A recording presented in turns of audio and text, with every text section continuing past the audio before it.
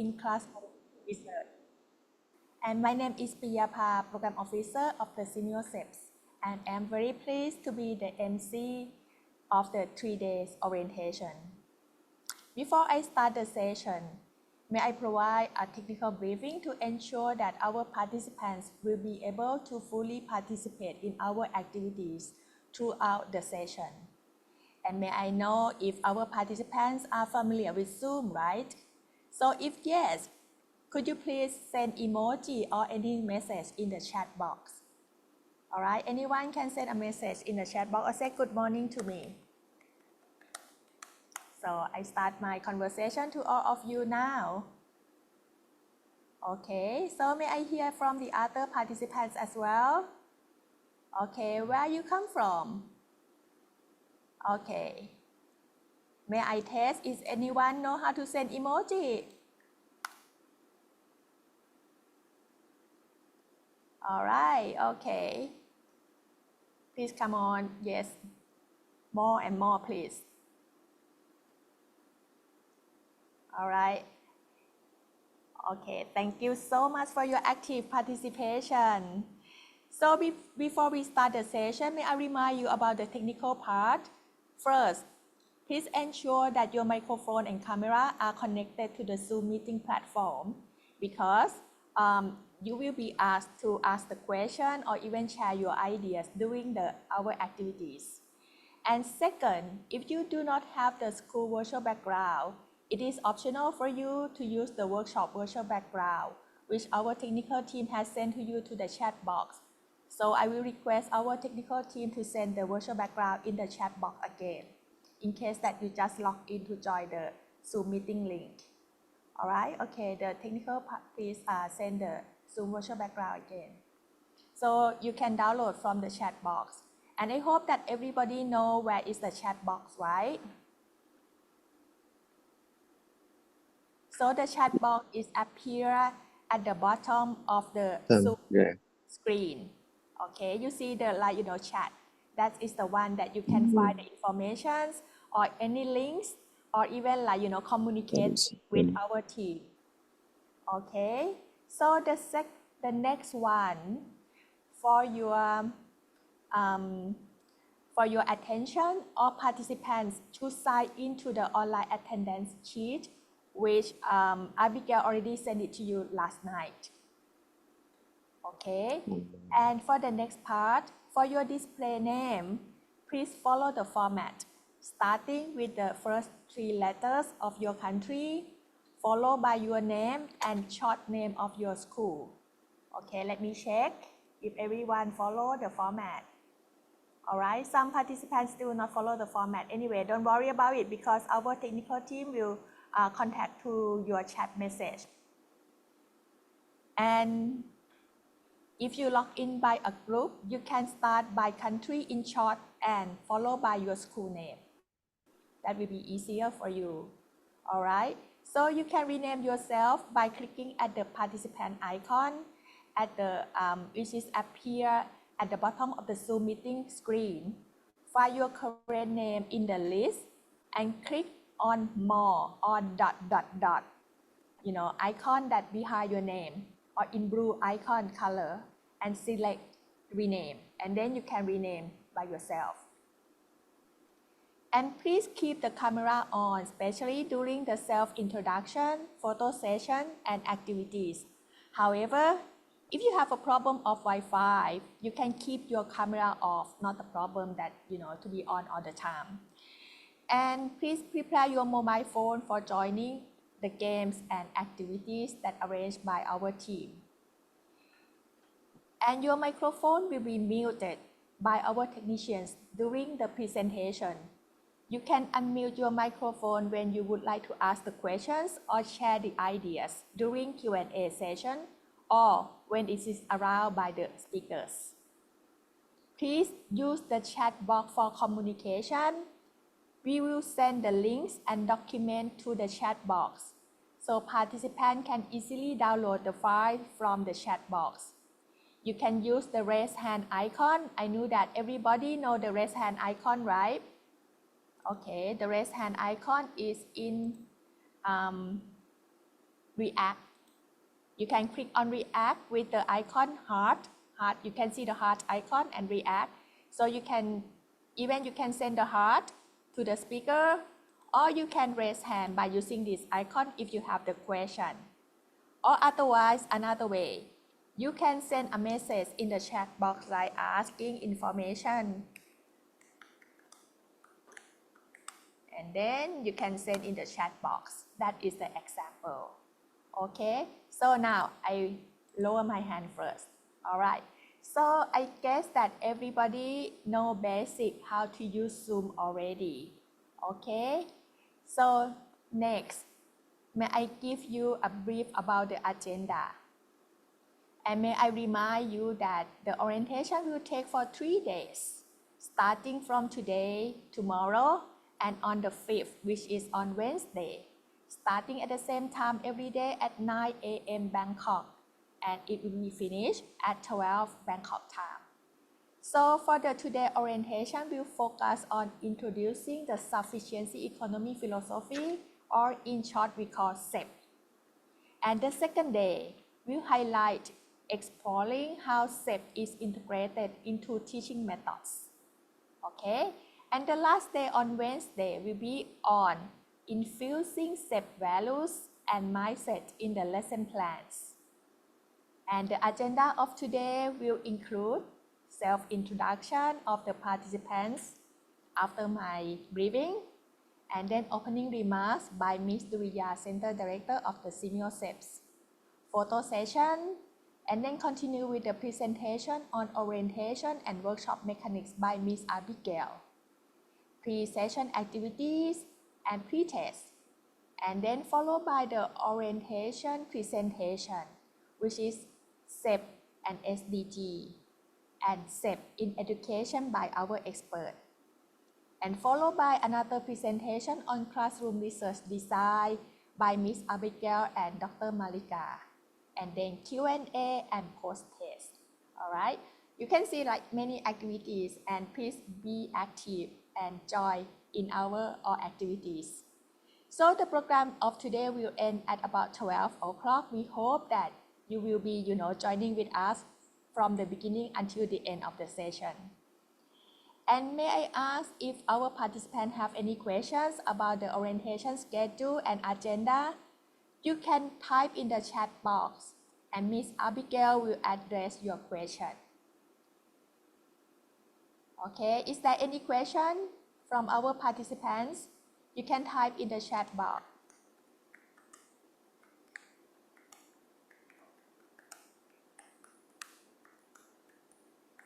Now I'm typing a question to all of you. If you have any question, please type in the chat box.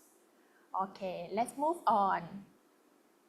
And may I request also our technical team to drop the document of program and agenda in the chat box so that the participant can download right away from the chat box.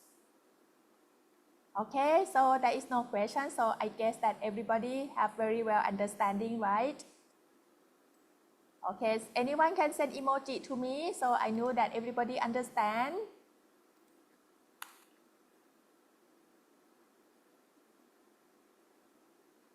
Okay, thank you so much from Thailand.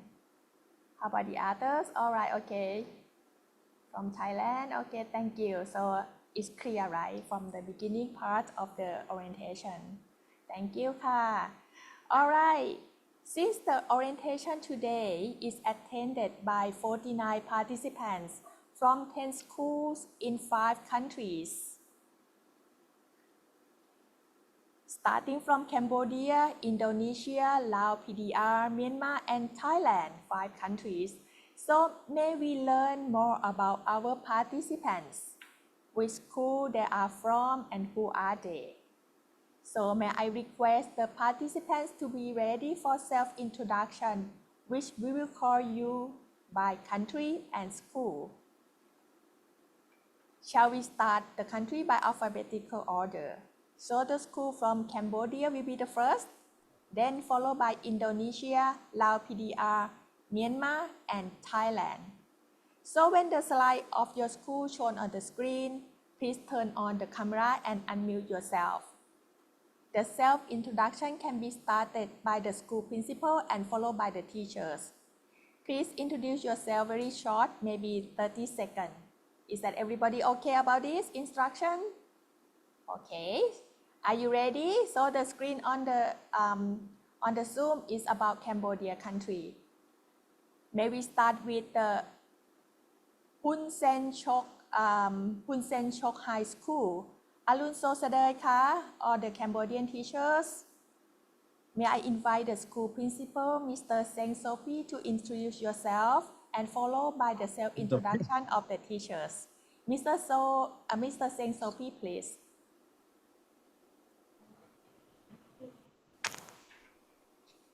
Yes, sir. Hi all. I'm from Cambodia. My name Saint Sophia. Thank you, I'm sir. from Cambodia. Okay. My position is the school principal from Hun San Chuk High School. Okay, my subjects mathematics in works as a principal 2 years and in a teacher as 22 years. Yeah. Okay, thank you so much, sir. And may I invite your teachers to do self-introduction? Yes. Miss Bo Chanti, please. Hello, my name is Bo Yanti.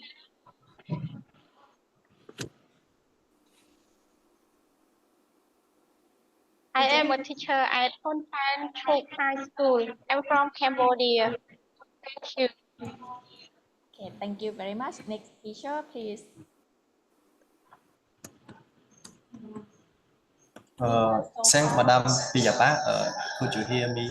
Yes, we can hear you very well, sir. Yeah. Please go on. Thank you, Madam Piyapa. Good morning, and I would like to say Chung Dip Su. And my name is Sakhadarika, and I'm from Cambodia, and I teach ICT computers for high school students. And my year of teaching experience is 3 years, so I have less experience in teaching. Thank you. Thank you. Nice to meet you. And next teacher, please. Hello, Madam and everybody. My name is Khon Training. I'm teacher at Hun San Chuk High School. I'm from Cambodia, and my major is psychologist, and my subject charge is family guidance and consulting. And number of years as teacher 5 years. Yes, that's all. Thank you very much. Thank you. Next teacher, please.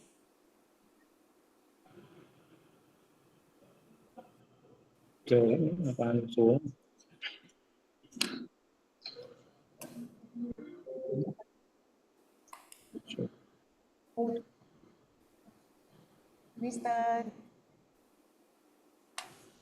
Mr. Save, are you okay?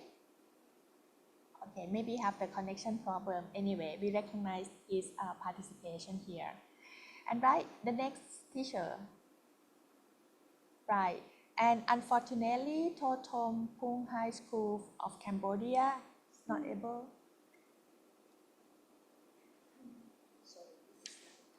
All right, okay. So from the next school, Totom Pung High School, Cambodia. Are you ready? And may I invite the school principal, please? Mr. Khoi Seda for self-introduction and his teacher. Could you please unmute yourself?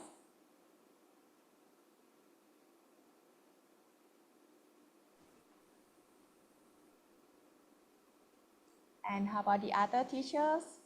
Maybe go to the next slide of the next teachers. Okay. Are you able to unmute yourself, Madam?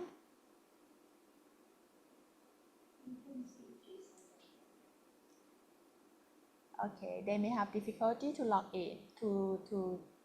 All right, or decade. Go to the next teacher, please.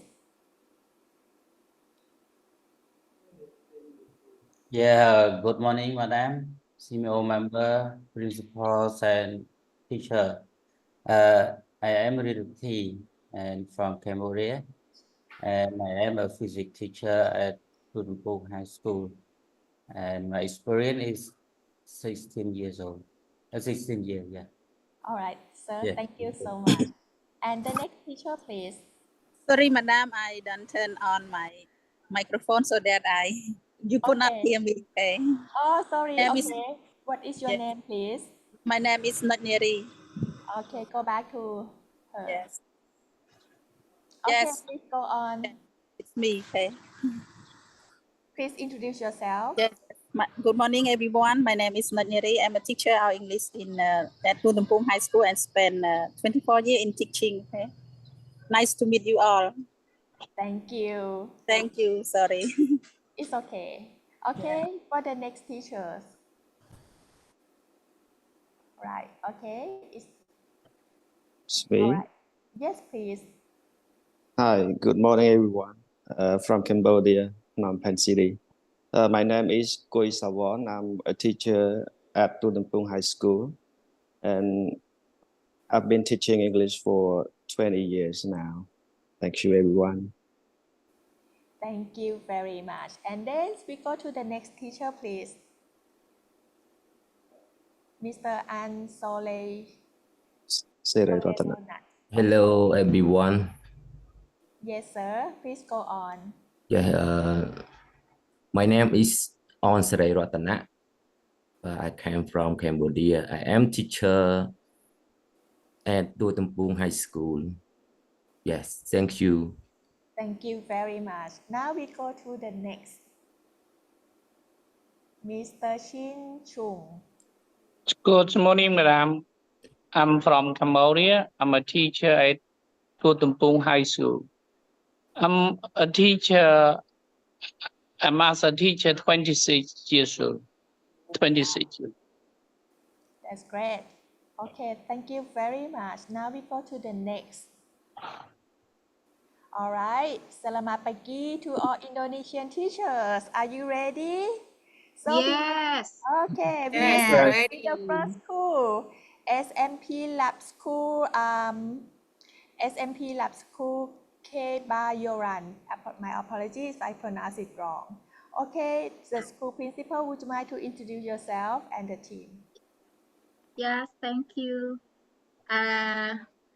My name is Yati Suartini. I'm principal of SMP Lab School Kebayoran. I have teaching in SMP with Indonesian language for 20 years and 10 months, and I have been a principal as 8 years. Thank you very much. Thank you. And maybe go to the next. Miss Lilis Musyaropa. Are you ready? Yeah, hello everyone. I'm Lilis Musyaropa, but you can call me Lilis. I'm the Vice Principal of Academic Affairs in SMP Lab School Kebayoran. These are my hobbies or the interests. Love to work on the SDGs projects, watching of course, and I love to record my voice or the voiceover. I've been teaching English since 2003 here in the school. So my experience been teaching for 20 years and 10 months. I think that's all for me. Thank you very much and nice to see you all. Thank you. Maybe go to the next teacher. Hello, good morning, everyone. I'm Yulinda Asnita. I'm from SMP Lab School Kebayoran. I teach science, especially in biology. I have been a teacher for 20 years, 10 months. Nice to meet you all. Thank you. Thank you. So shall we go to the next teacher? Hello everyone, selamat pagi. My name is Ramdhani Purnomo. I'm a science teacher in SMP Lab School Kebayoran, Indonesia. Thank you. Thank you, sir. Shall we go to the next teacher? Hi everybody, I'm Lesti Lindaniati. and you can call me Lesi. I'm from Indonesia and I'm of biology teacher. My hobby is cooking and I've been teaching for 16 years. Thank you. Thank you. I love cooking as well. So let me go to Yeah. the next teacher. Miss Yasmin, are you here? Yes. Hello everyone, good morning. Let me introduce myself. My name is Yasmin Anuyula. I'm a teacher informatics in Lab Kebayoran Junior High School. My hobby is watching and playing a guitar or ukulele. Nice to meet you all. Thank you. Nice to see you also. Okay, the last person, Miss Aline. Good morning, everyone. My name is Arlene Zifana, but you can call me Arlene. I'm an English teacher. I've been teaching for 2 years. Still need to learn more from you guys. And I love reading and playing chess. So if you like to play chess, let's play with me. Thank you so much. Can't wait to learn more. Wow, thank you so much. All right, okay. So shall we move to the next school? SMP Negeri 3 Makassar, Indonesia. Yeah, hello. Hello, Yeah, everybody hello. ready now? Oh, hello, Hello. sir. Please go on. Yeah. Okay. Thank you. Good morning, everybody. Good morning, madam. I am Kaswadi. You can call Kas or Adi. I am the principal of SMP3 Makassar. It's one of the public school or government school. And my hobby is traveling. Yeah, can go travel anywhere. Somewhere. And I have been the principal in this school for 8 years. So I think that's a simple introduction for me. Thank you. Thank you, sir. Next teacher.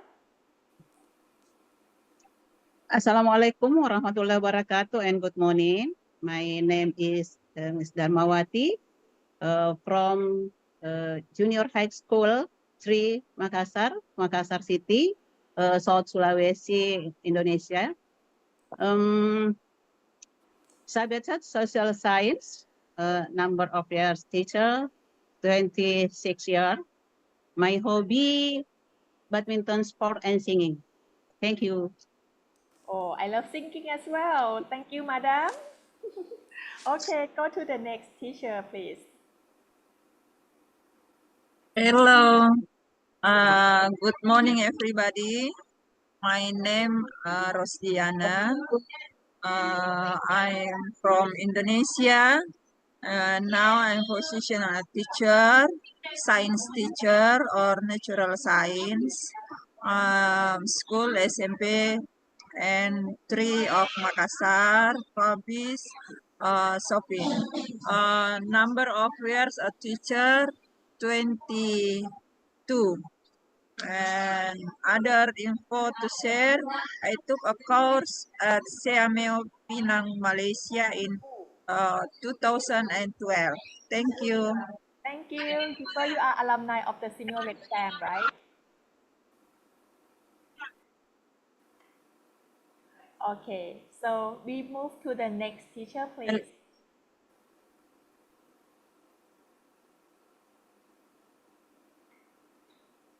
Miss Nawati, are you ready? Please unmute yourself. Okay, shall we move forward to the next person? Mr. Muhammad Takwa. Oh no, sorry, Mr. Muli.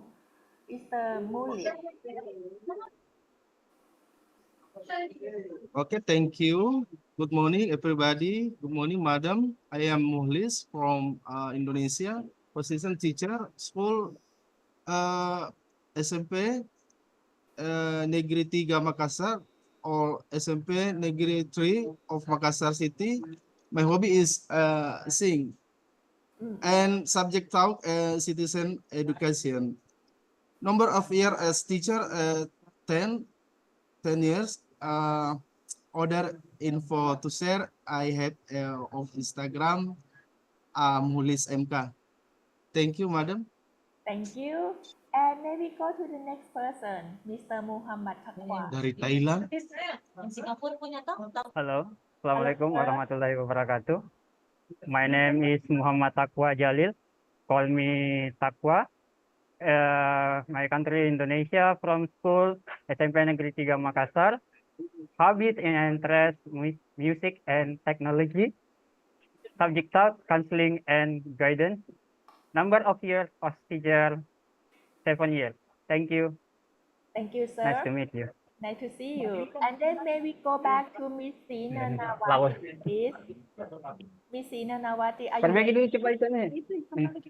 Okay, Madam, please go on.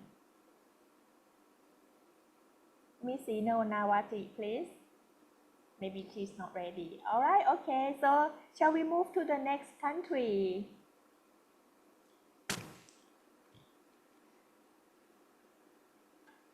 Sabaydi ka, Kun Kru Lao from Lao PDR.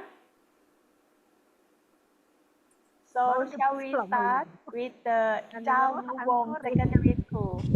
Please ค่ะ คุณครูคะ Sorry, and he doesn't meet. She meeting at Department of Education and Sport. Okay.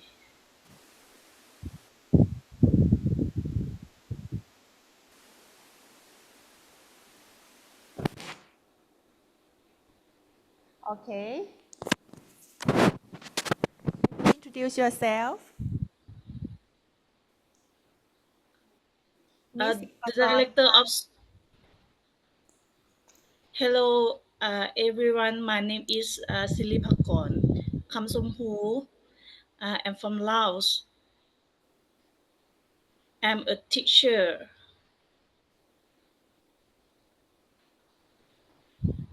Okay ค่ะ Thank you very much. Shall we move to the next Thank teacher? you.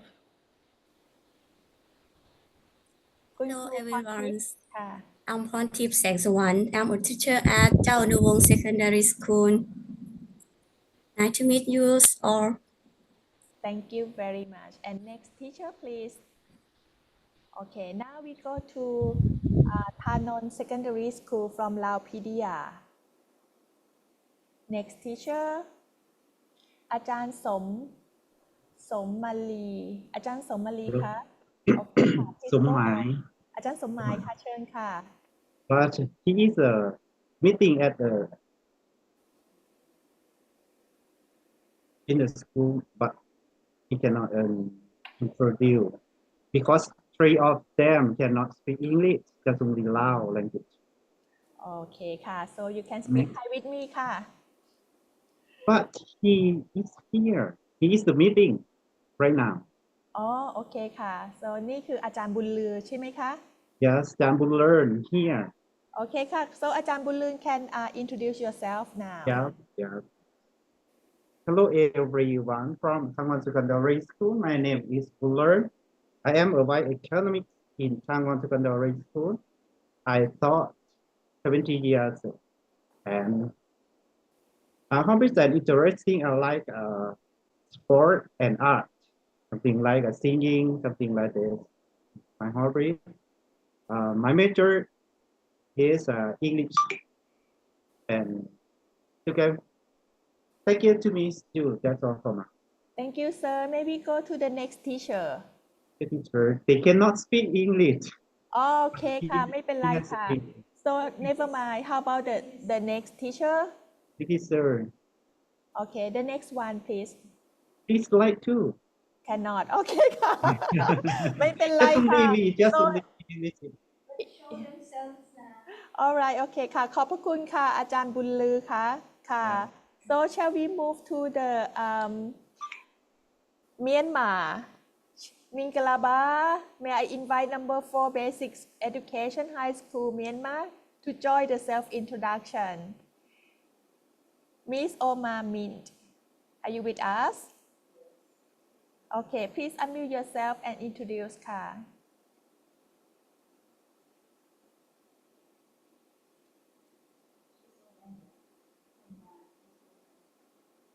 So Miss Omamin may have like connection problems in Myanmar right now. So can we move to the Thailand?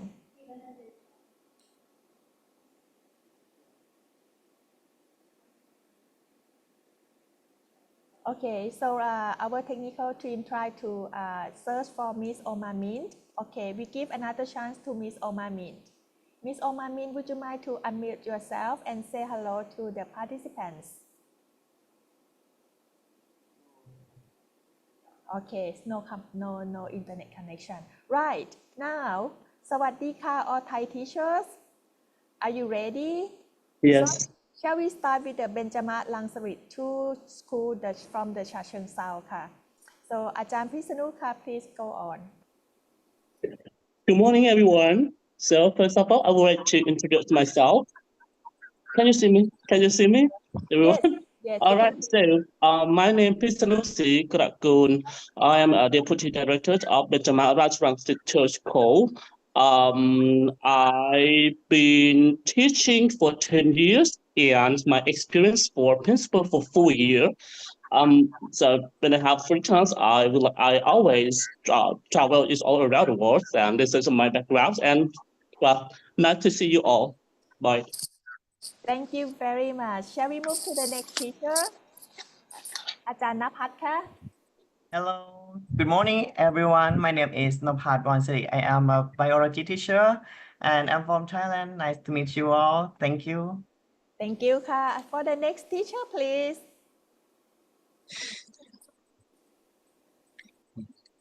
อาจารย์วรรณลักษณ์ค่ะ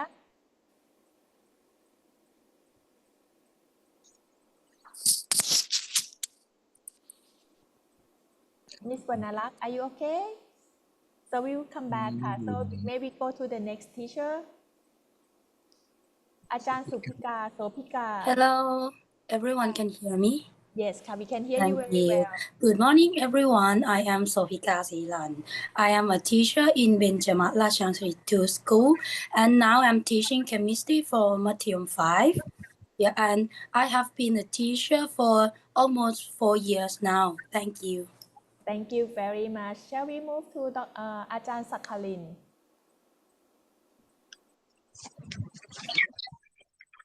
Hello everyone, my name is Sukuma. I am a science teacher in a Benjamin Rajrangsit School. Thank you. Thank you very much. Shall we go back to the previous teacher who did not introduce herself? อาจารย์วลัยลักษณ์ค่ะ วรรณลักษณ์ อาจารย์วรรณลักษณ์ Are you ready with us? Okay, she may not be ready yet. Okay, so thank you very much for the self-introduction, and then maybe go to the next school, Satri Ang Thong School ค่ะ So shall we invite the school principal or no, the deputy director for the self-introduction?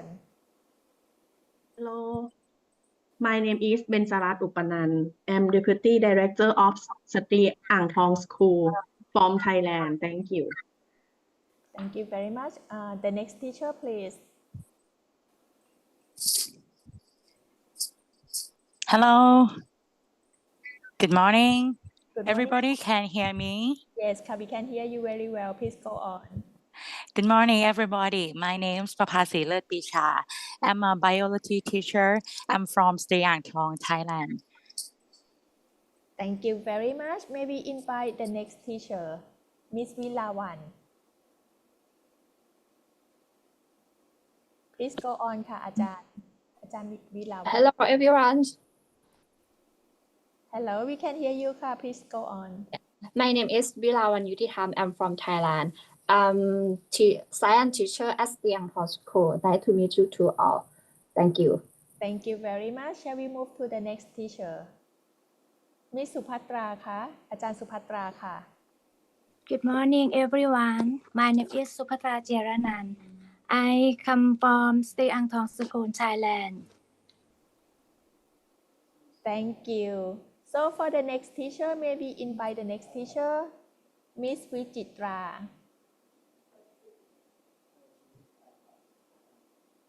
Miss Vichitra, are you here with us? Okay, she will have the problem with Wi-Fi. Unmute. เชิญค่ะ อาจารย์ please unmute ค่ะ Good morning, everybody. My name is Vichita Swanvani Navakun. I'm from Thailand, Stiang Thong School. I've been teaching in science for 40 years, and nice to meet you all. Thank you. Nice to see you too. Thank you ค่ะ so we maybe go to the last teacher, Miss Vachariporn. Good morning, everybody. My name is Vachariporn Kaotaptim. I'm from Thailand. I'm Siang Thong School. Thank you. Thank you very much. So shall we move to the last school, which is a Thern Vithayakom School from Chiang Rai. Shall we start with the school, Mr. Kritayot คะอาจารย์กฤตยศคะ Deputy Director of the school, please unmute yourself for the self introduction.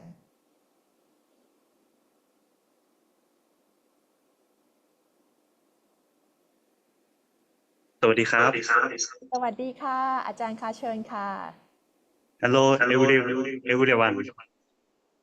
My name is Kritayot. I'm Thailand. Cheung Vithayakom School. I'm taught physics for every 11 years, and now Deputy Director for 3 years. Thank you. Thank you very much. Maybe move on to the next teacher. อาจารย์กัญจนาคะ please unmute yourself.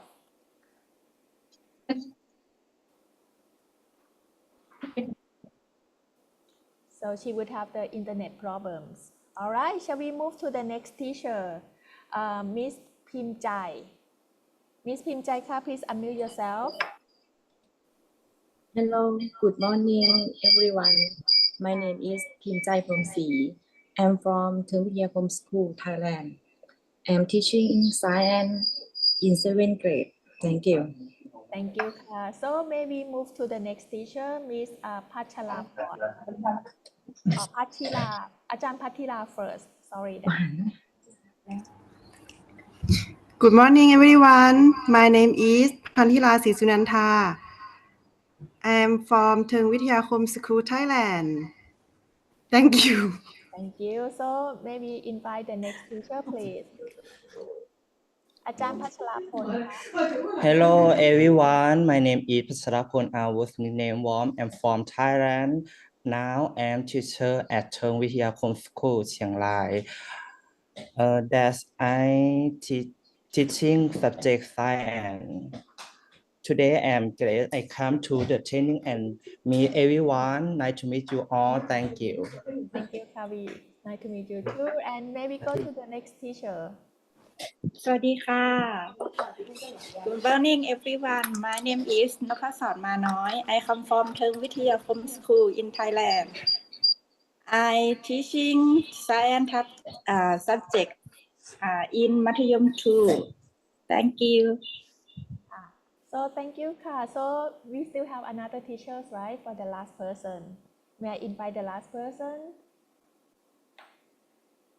Okay, so my technical team said that it's all done. So shall we go back to Myanmar? Myanmar.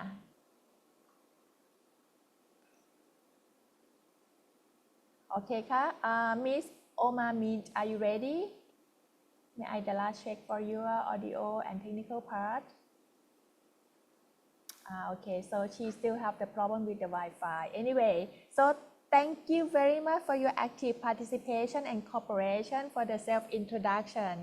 And next, so may I introduce the SEAMEO research team.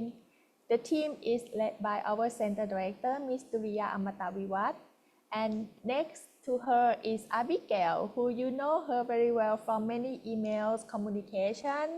And next to Abigail, Miss Elizabeth or Libby, who will be like conducting the activity with us as well in this session.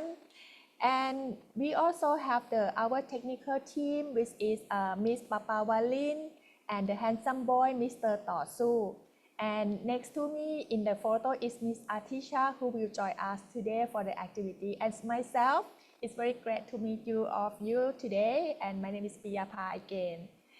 So, and this is our research team. And for the implementing the project, we also work with Walayalak University, Thailand.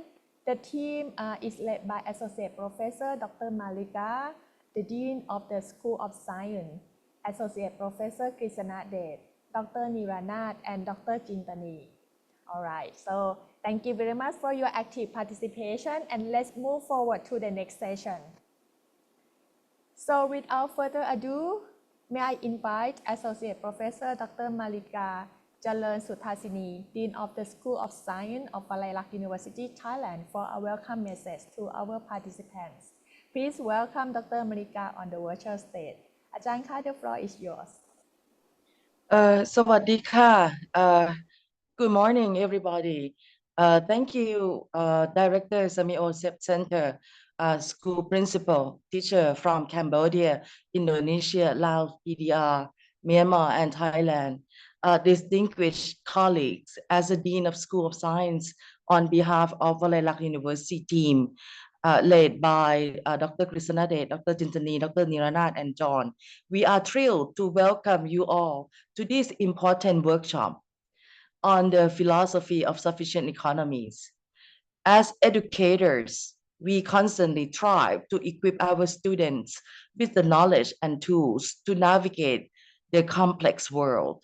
Today, we explore into philosophy that offers a unique perspective on economics, one that prioritizes well-being and sustainability.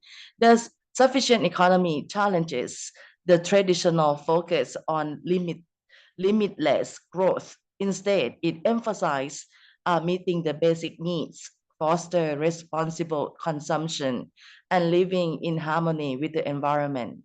This workshop is an opportunity for us to explore how we can integrate these principles into our classroom.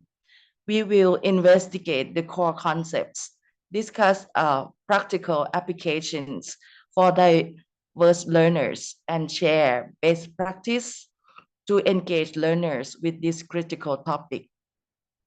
The world needs informed citizens who understand the economic forces shape their lives. By exploring the sufficient economy, we can empower our students to make responsible decisions, both for themselves and for the planet. So let's embark on this exploration together. Let's ask questions, share ideas, and discover how this philosophy can enrich our teaching and inspire the next generation.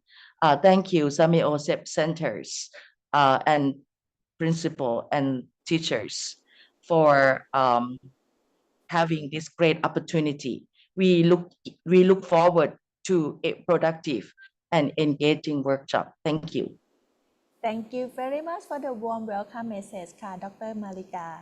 And next, may I invite Ms. Duriya Amataviwat, Center Director of the SEAMEO for the opening remarks.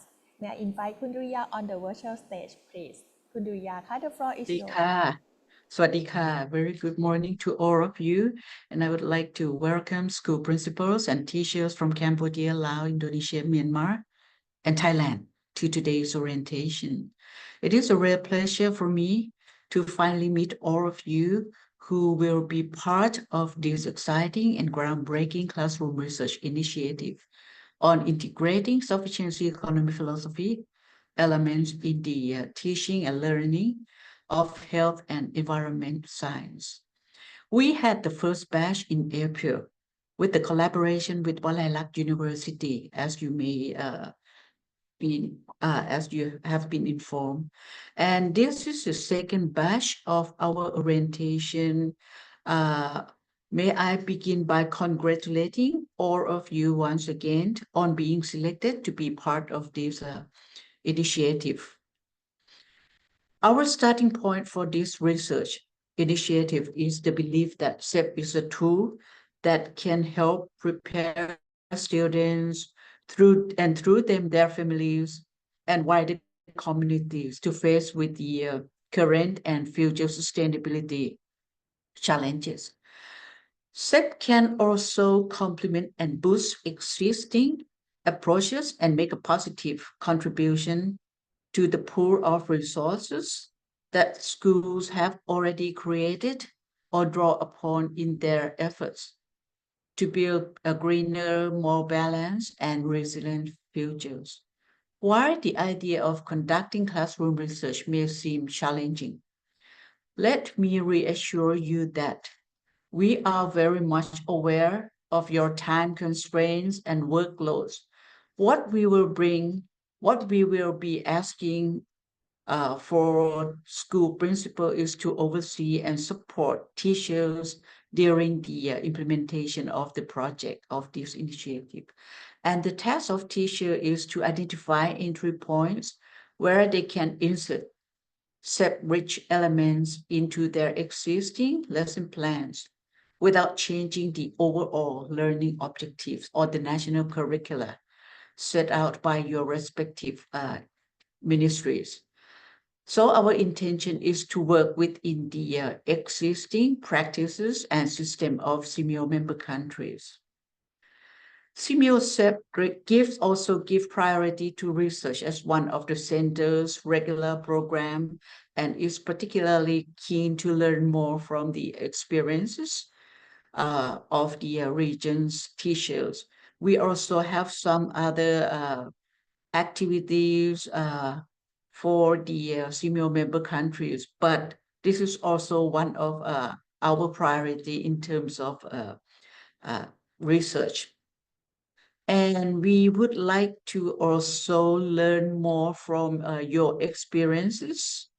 In this breakthrough initiative, we are looking to you to provide evidence regarding the impact of integrating SEP in your lesson plans, as this will enable the center and the SEAMEO as a whole to formulate and implement more meaningful programs and activities. We are confident that you too will benefit from this experience. The classroom research is an excellent way to support group thinking and cooperation among teachers and education leaders in the region. The SEAMEO team has joined forces with the Center of Excellence for Eco-Informatics School of Science. And as you have already heard from Dr. Malika from Wolayalak University, that this is a collaboration between two agencies. And we are pleased to have you as our participants, and both agencies look forward to offering your offering teachers practical guidance on nurturing a SEP mindset in order to find lasting solutions to concerns we all share. So I'm very much hope that this initiative will give meaningful support and recognition to the region's teachers who are our front line when it comes to transforming education for a better learning outcomes. So on behalf of the center, I would like to thank Wolayalak University for your collaboration, or the SEAMEO SEP team members, and last but not least, all of the participants who will be with us for another 3-4 months. So thank you very much and welcome all of you once again. Thank you very much, Kundriya, for the remarks. And before we move to the photo sessions, and may I recognize Miss Andy of the Got Sivilai School from Lao PDR, who joined us in the first batch, and she would like to join us again in this batch. Welcome you to join us. And also Mr. John from the Wolayalak University, who was the MC in last batch, and now you are the participant. So thank you for your participation in this session. So may I request all participants to be ready for the most exciting session, which is the photo session. So please make sure that your camera will be open. All right, everybody, please open the camera and smile for the photo session. So let me check if everybody opened the camera or not. All right, everyone, please open the camera. Okay, I will wait until the camera is like still stay. A little bit, okay. And then I saw some participants do not yet open the camera. All right, okay, so we will take the photo for 3 shots. All right, everybody. So the first shot on my count. Okay, still moving. The camera is still moving. So let me check the second page. All right, okay, so I guess that everybody be ready. So keep smiling, big smile. All right, the first shot. 1, 2, 3. Right. The second shot. I check my technical part. Is that okay? Okay. So the second shot on my count again. Keep smiling and make sure you are in the middle of the frame. All right. 1, 2, 3. And the last shot will be the freestyle shot. Okay, everyone, freestyle. Keep smiling at the same time and freestyle whatever you want to do. All right, this is gonna be very funny shot. All right. Okay. 1, 2, 3. All right, seems like not everybody be ready for the freestyle shot. So I will give you another bonus freestyle shot. Another bonus freestyle shot. All right. Okay. The last shot. The best one. Keep big smile. 1, 2, 3. Keep smiling. Okay. Thank you very much. All right. Thank you so much. So for the next session will be the presentation from Miss Abigail, the coordinator of this project on workshop objectives and procedures. And may I invite Abigail to be on the virtual stage. Abigail, are you ready? Yes, I am. Yes, okay. Please move on. Good morning, everyone. Abigail here again, and happy to share with you our workshop objectives. These objectives are something we have communicated to you many times by email, in the program, in the concept note, but probably just to highlight the fact that the 3 objectives are arranged per day. So objective 1, we achieved that today, which is the introduction of sufficiency economy philosophy. And if you look at your screen, you see the details. We need to understand SEP today. And part of that, we need to understand how it connects to the global development goals. As teachers and principals, I'm sure you are familiar with the Sustainable Development Goals, Education for Sustainable Development, and Global Citizenship Education. We will see how they are aligned. For day 2, with the teachers, we aim to explore tomorrow how SEP is integrated into teaching methods. As teachers, you know your teaching methods better than anybody else in this workshop. But what we will look at is how do you bring SEP into your teaching methods. We will learn from you and we will learn from the experiences of others.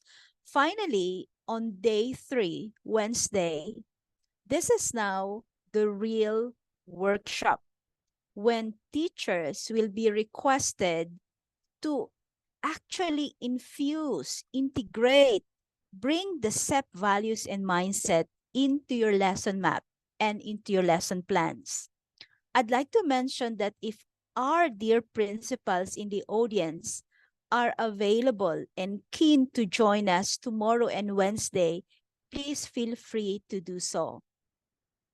Moving on, I'd like to share that the structure of our workshop and the design of the research has something to do with what the teachers normally do on an everyday basis. So if this illustration on the screen, if you see that there are numbers, please follow with me with number 1. As a school, you have your school curriculum, which is prescribed by the national government. You have your academic calendar, you have your curricular requirements, you have guidelines in place. We bring that into this workshop. And number 2, the teacher's prior knowledge, your own experience, your current teaching practice, including the language that you used to teach. We bring that into the workshop. And then number 3, with 1 and 2, we introduce the concept of SEP.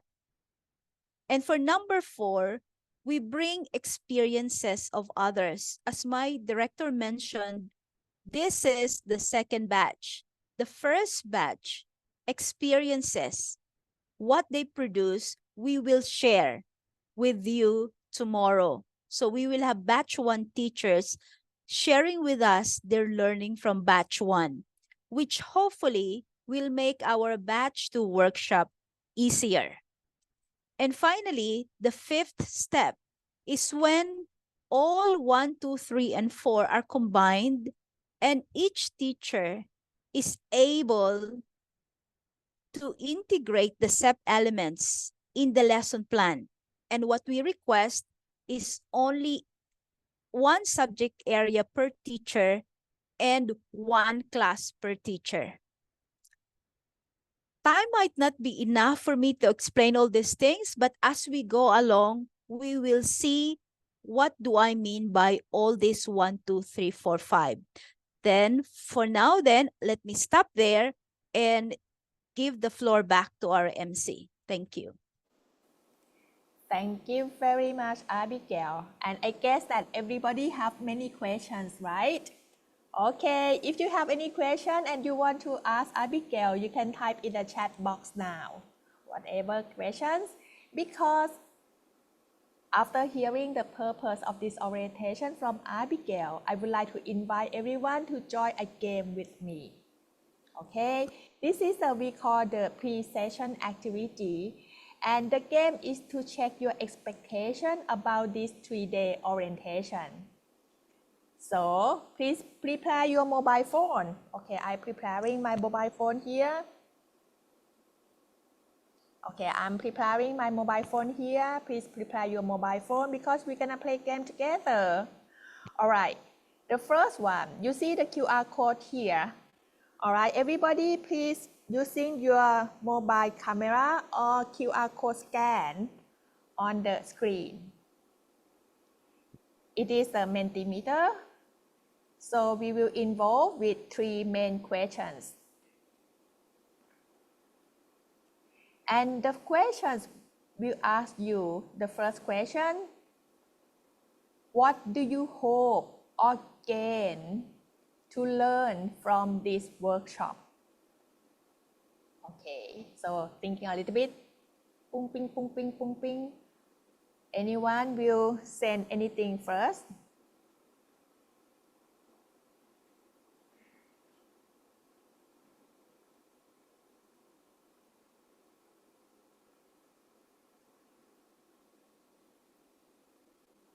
Right, so everybody excited to know what is SEP about, what is the sufficiency economy philosophy is about, right?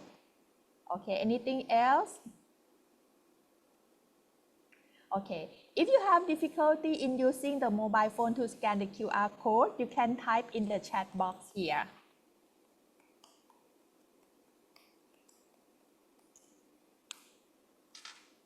The first question, what do you hope or gain from this workshop?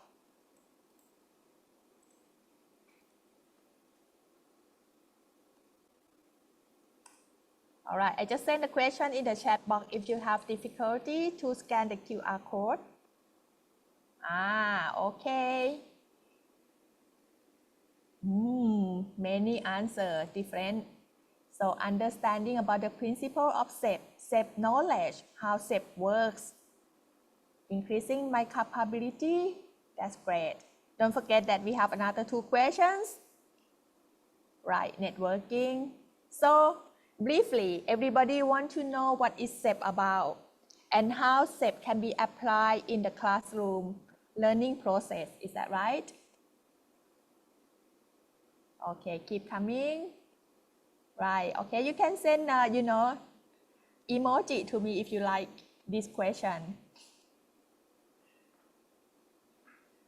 Okay, that's great. So everybody would like to know briefly about how SEP can be integrated in the classroom, about the SEP concept and SEP knowledge. So, okay, shall we move to the next question? Next question, please. Okay, scan QR again. What topics or areas are you most interested in learning about? Lesson planning, very fast, knowledge. All right, okay, what else?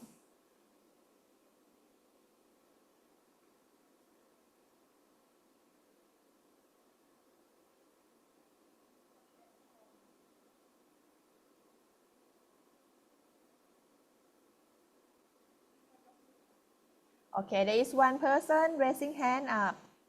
Sir, could you please unmute yourself?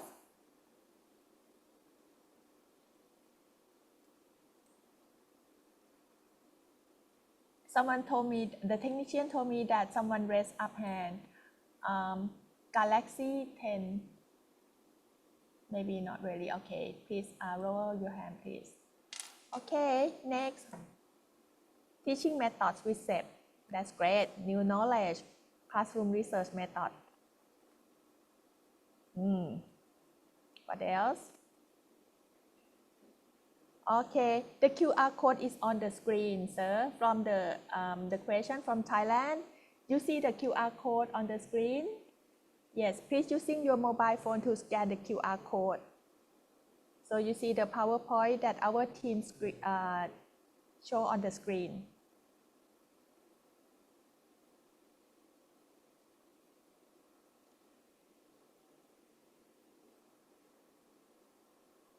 Keep moving. Okay, I give time a little bit for this question.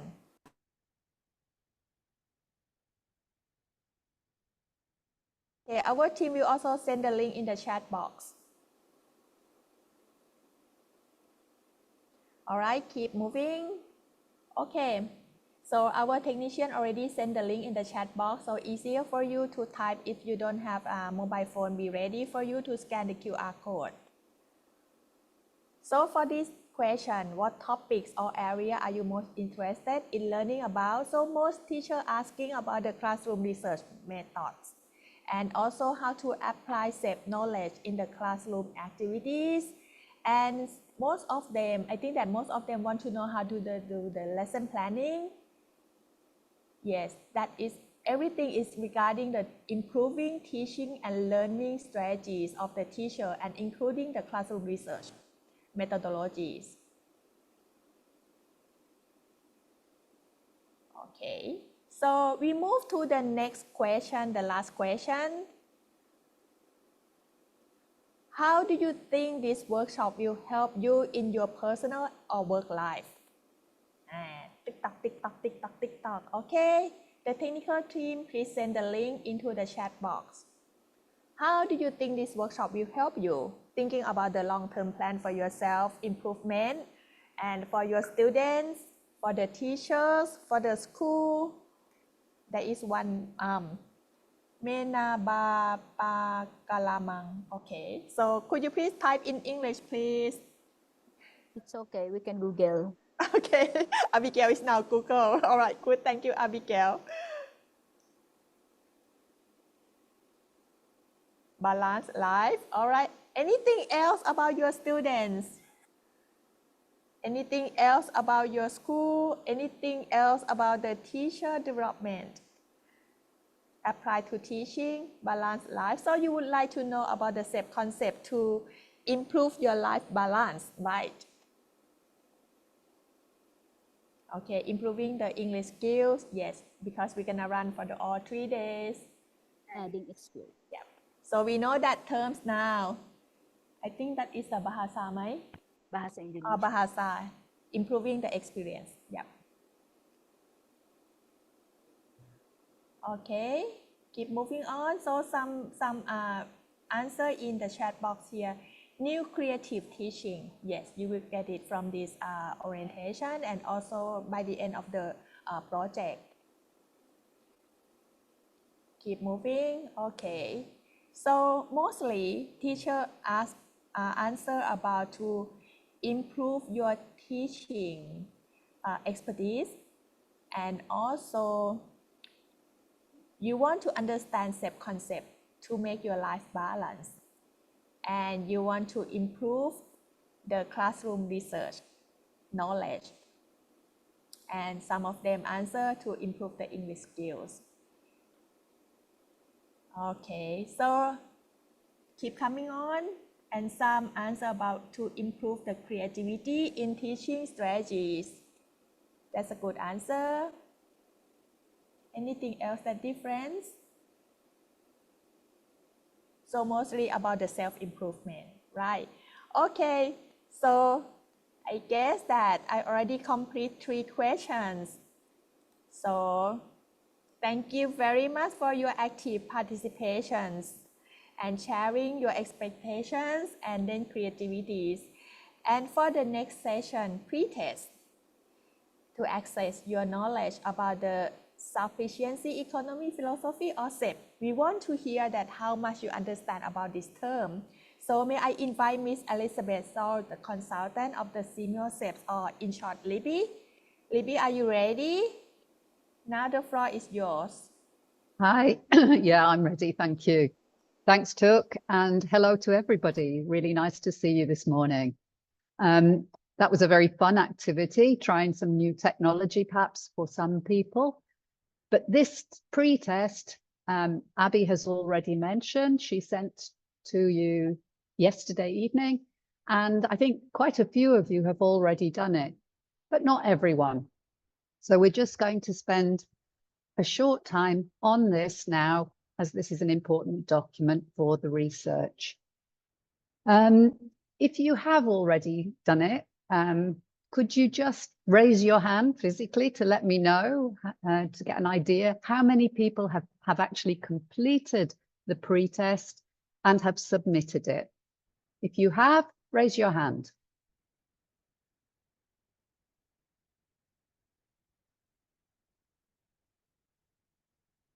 This is the 5-question pre-test that Abby sent to you. Okay, that's great.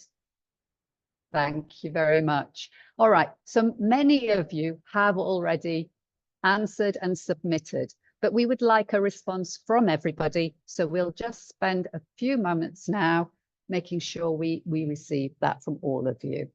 So if you didn't do it, don't worry. We're going to give you 2 links, 2 ways to go. So you can go onto the Google form following this link on the screen.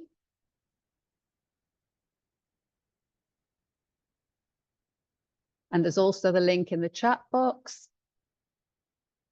And you can also use, if you can't access the Google form, you can find a Word document with the link also in the chat box.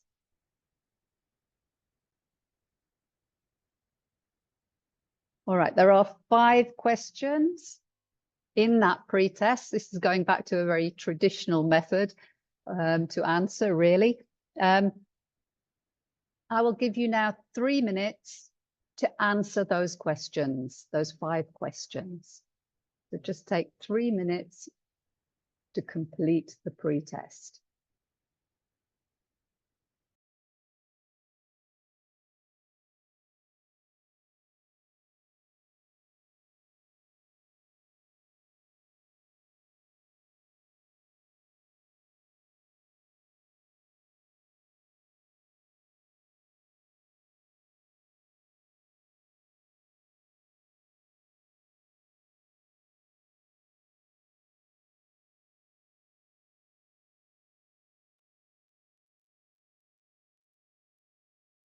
If anyone has problems accessing the document, please let us know in the chat box and we'll help you.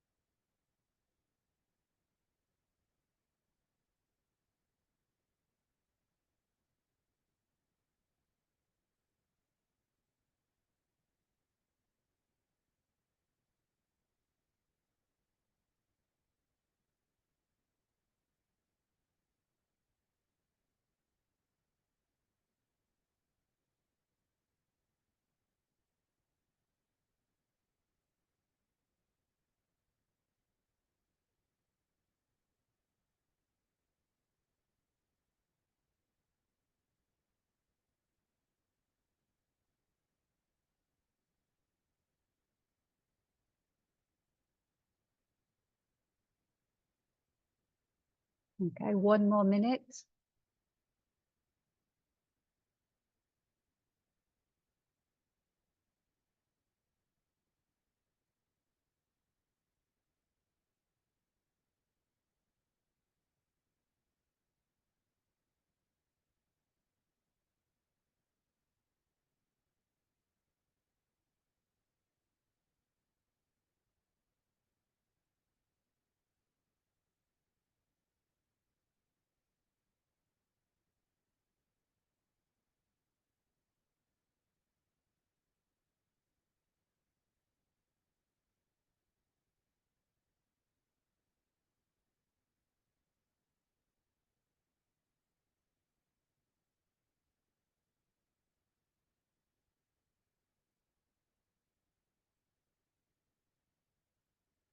All right, so that's 3 minutes up. Is anybody still working on that? If you are, can you just send me a message in the chat box?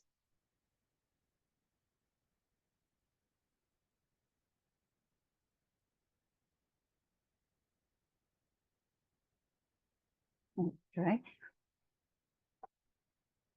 So if you've used the Google form, you will see that there is a send link.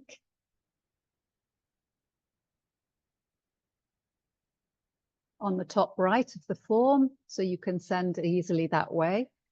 And for the Word document, here there is on the screen the email address for you to send that to.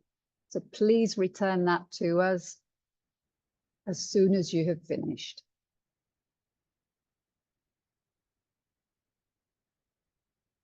And for those of you who raised your hand before, can you now lower your hand?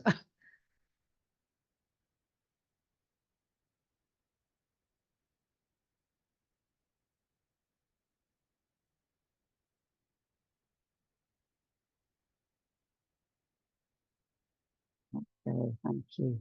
All right. So we have the Google online form where you click send in the top right. And for Word documents, please send to the secretariat at seameoseps.org.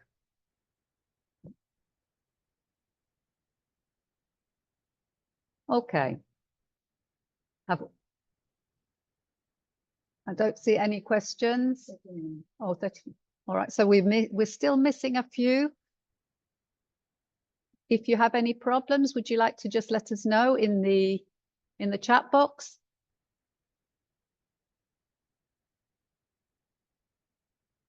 We've received 39 pre-tests so far, so still a few more to come.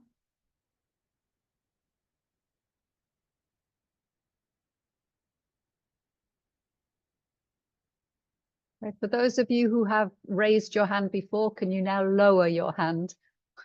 So click on reactions and lower hand.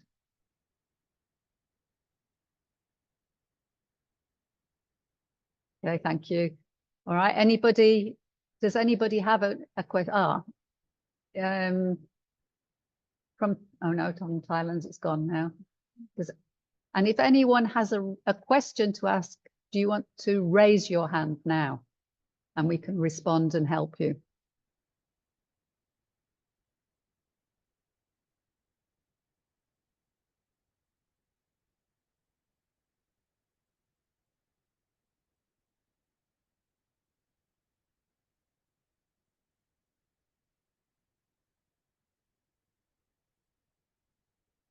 Okay.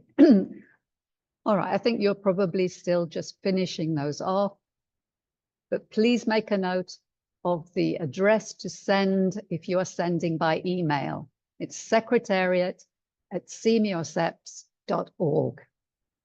Okay, thank you for that. And I'll hand you back to Kun Pirpa, who will introduce the next session. Thank you very much.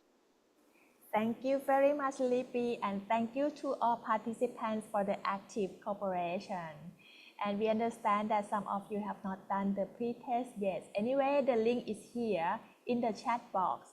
If you are not sure how to answer and if you want to come back to answer the pre-test, you can click on the link that we already post in the chat box. All right, okay. So for the next session is the presentation on SEP and SDG. So I think that you will have better understanding how different SEP and SDG, how about SEP and SDG. So for this session, I'm very pleased to invite Ms. Duriya Amataviwat, Center Director of the SEAMEO SEP on the virtual stage. Ms. Duriya, are you ready? The floor is yours. Thank you, Khun Piyapa. Can I share my screen? Thank you very much. I can see that all of you are very active from our activity and the pre-test, so you are still with us. Okay, can I share my screen now?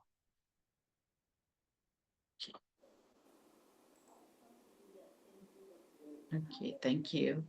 Well, I think that some of you might be new to the center and also the philosophy.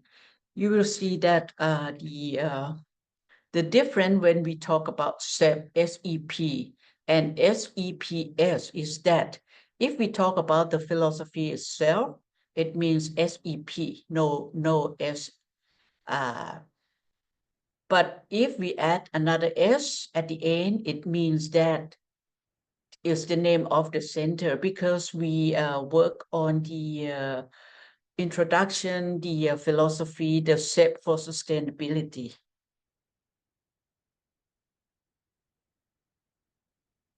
Okay. Sorry.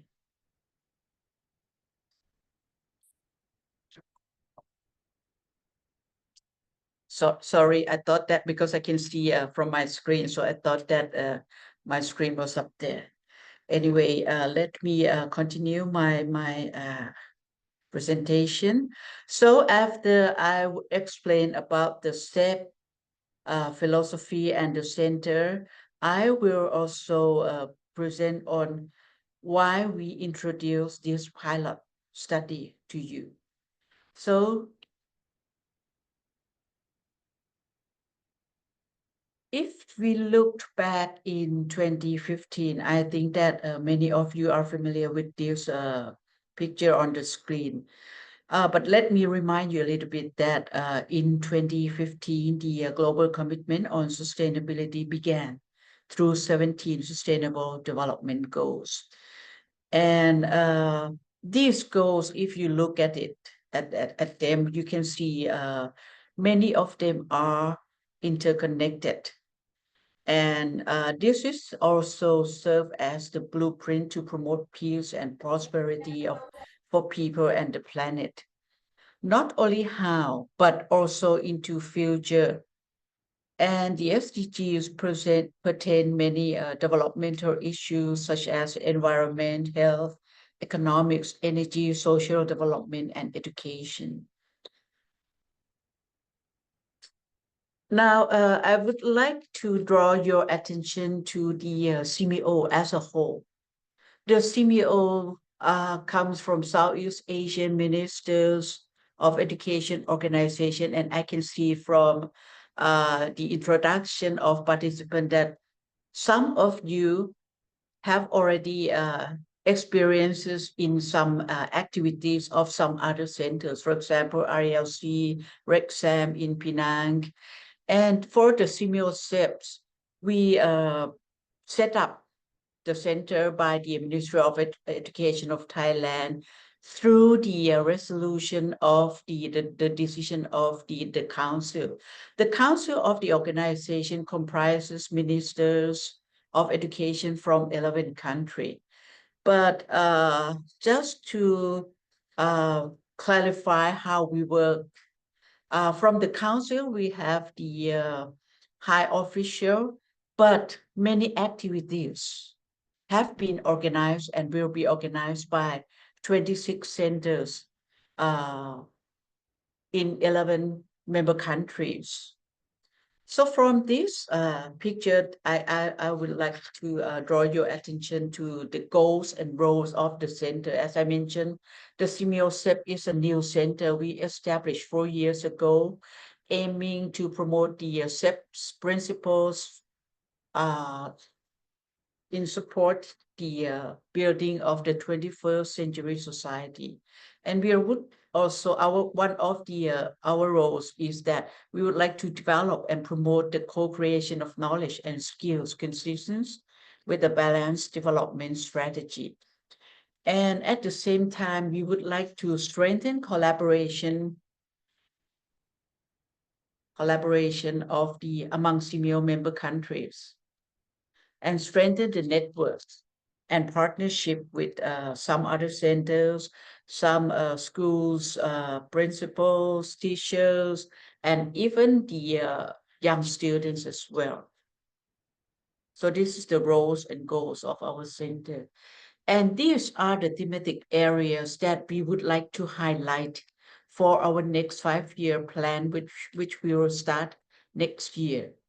So we would like to highlight SEP and environment, SEP and life skills, SEP and culture, SEP and technology, while we still have some room for other cross-cutting themes and issues as well. And this is key strategies of the centers. There are 5 key strategies: capacity building, research and development, which our initiative that we will work with you is under the research and development. And at the same time, we also work on the community development, information exchange, partnership linkages as well.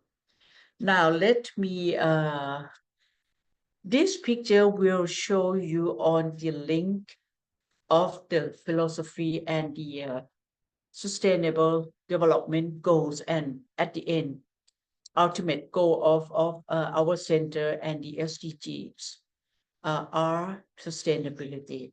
So as a working model, the SEAMEO CEP has aligned the CEP concept with the different stages of project management. As you may see up here, we have inputs, methodologies, outcome, and goals. And the input of the foundation stage sees sustainability as more than just a scientific challenge, but also a social issue as well.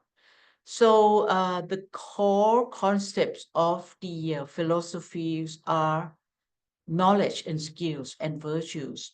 Why we believe that knowledge and skills and virtues will work very well with the core principles.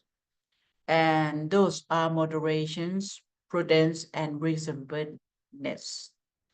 And we believe that if the core elements of STEP exist, it will cover from individual to the global partnership. So this work from individual until the global community. And we believe that educating the young in the application of SEP can influence and help bring behavioral change on a much wider level. That's what I'm trying to explain, that from individual to partner. Why we believe that sustainability in terms of balance, stability, and resilience in society, economy, environment, and culture will be more sustainable in terms of the future level. And this is the evolution of the philosophy. So these slides will show you that the philosophy starts in 1960s, when many royal projects were initiated at that time. And in 1974, the philosophy became clearer when King Rama IX presented his speech for the first time in 2002. It was the first time when the concept was integrated in the National Social Economic Plan. And 4 years later, in 2006, here, The philosophy was recognized at the international level when the king was awarded the United Nations Lifetime Achievement Award. And SEP in Education was launched in 2008. So this is the picture when the United Nations Secretary General Kofi Annan came to Thailand and presented the first Human Development Lifetime Achievement Award to His Majesty King Raman IX. Well, for the next slide, I would like to show you that the SEP elements is help in terms of decision making. If you look at the knowledge and skills and virtues under the principles of SEP, we believe that the outcomes of the decision will provide balanced progress towards sustainability in 4 dimensions of life that was presented in terms of the social, here you are, society, economy, environment, and culture. So we believe that the balance will happen. Let me explain a little bit on the what the definition of moderation, prudence, and reasonableness.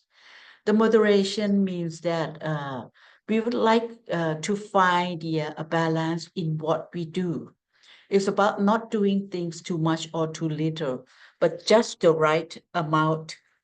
And for example, eating just enough food to stay healthy or spending the right amount of time on different activities like studying and relaxing. So you have to be in the middle part. And for prudence, prudence means being careful and wise in the choices you make. It's about thinking ahead and considering the consequences of your actions before you act. For example, saving money for the future instead of spending it all now, or thinking about how your actions might affect others before you do something. As for reasonableness, it means being fair and logical in your thinking and actions. It's about making decisions that make sense and treating others fairly. For example, listening to different opinions before making a decision. So this slide, I would like to show you that even though the SEP is one of the philosophy at the global level, I'm sure that you have heard about the global citizenship education. One of the teachers showed that you are a teacher teaching global citizenship education. So it means that all of you, I can assume that all of you are familiar with global citizenship education. So the global citizenship education for sustainable development and SEP share some commonality in terms of the sustainable development at the global level. And this is what I would like to refer to the SDG 4.7, which I'm sure that many of you are familiar with. So it clearly matches with the mandate of the SEAMEO SEP, Education for Sustainable Development and Global Citizenship Education. As you will see that 4.7 highlight education for sustainable development and global citizenship. And from what I just shared with you on the centers, roles, and mandates, you can see that there are commonalities among the 3 approaches. And now I would like to draw your attention to this project where you will have to work with us for another 3 to 4 months. And you might be able to get in touch with the participants at the first batch as well, because for example, in Thailand, there are more schools in the first batch, So you might be able to connect with your cohort in the first batch.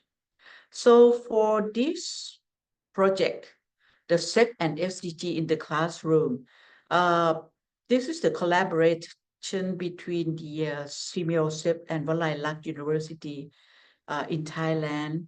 And the objectives of the research are test the integration of SEP in the teaching and learning of health and environment science in SEAMEO member countries. So we would like to integrate the SEP in your teaching and learning pedagogy, and as well as, actually we not limit to only health and environmental science, because from your background, you may teach some other subjects. So we would like to see how you integrate the SEP in your lesson plan, in your teaching, learning pedagogies. And we would also like to see how to demonstrate an in-depth understanding of the SEP in its connection with the SDG and how they could be integrated in teaching and learning. Next is to promote the knowledge and moral skills of transition to a greener and sufficient economy. And lastly, the objective of this classroom initiative research is to encourage group thinking, communication, and cooperation through cooperative online research. And these are the expected outcomes that we would like to see. So we would like to see the awareness increase among the educators and students on the importance of SEP in achieving the SDGs. We would also like to see, in terms of the practical issue, we would like to see the practice that are more sustainable in daily life. And we would like to see how you work in team, working together for the achievement of the SDGs.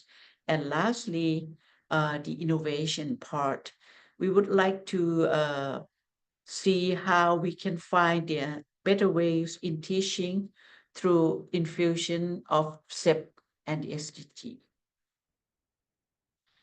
Let me highlight a little bit on the some points where we would like to see from this research classroom. We have what we call SEP rich here, which means SEP elements are integrated or infused into the your lesson plan. For the SEP elements, we would like to refer to a mindset and values that promote balanced decision, good judgment, mindfulness, and other qualities. Our intention is to work within the existing lesson plan, how you can integrate in your lesson plan. You don't have to create a new one. And we don't want to see new curriculum, but we would like for you to work under the existing curriculum, under the learning objective, under the what you have, but how you can integrate in what you have done or what you teach right now. For the SEP-rich elements, we would like to motivate part of lesson plan in an introductory activity so that you can capture your students' attention into the global issues that highlight the sustainable development goals.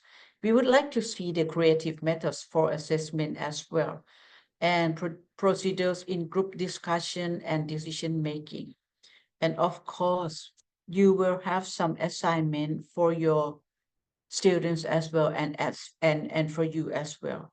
So in short, we would like for you to work what you have, but apply a little bit more on the SEP-rich element into lesson plan.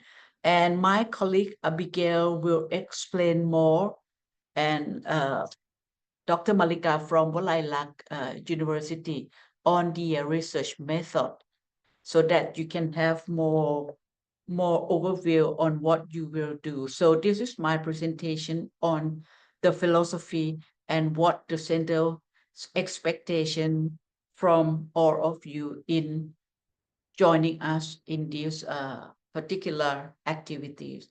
If you have any, perhaps after this, we will have the orientation today, tomorrow, and Wednesday.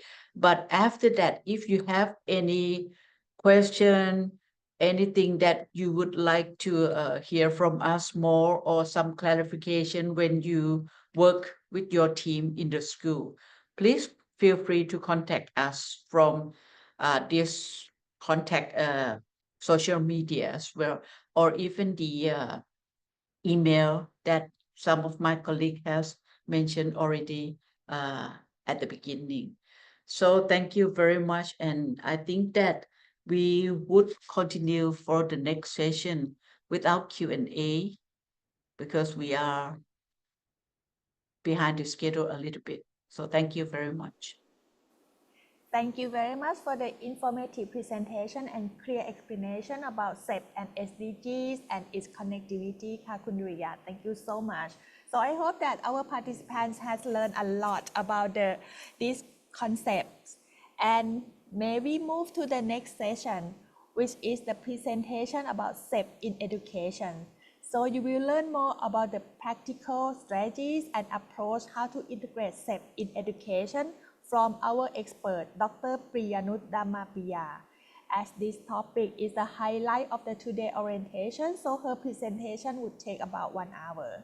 So Dr. Priyanut is the Senior Advisor at the Sustainable Development and Sufficiency Economy Studies Center at the National Institute of Development Administration, or NIDA. She is the chairperson of the SEAMEO SEP's Governing Board members. And may we welcome Dr. Priyanut on the virtual stage.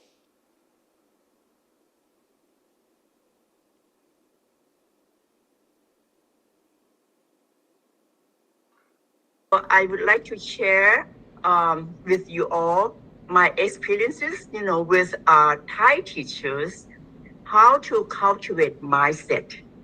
Okay. There are many pedagogies, in learning and teachings that we can apply at school. And I would like to take this opportunity to share with our friends, from SEAMEO countries.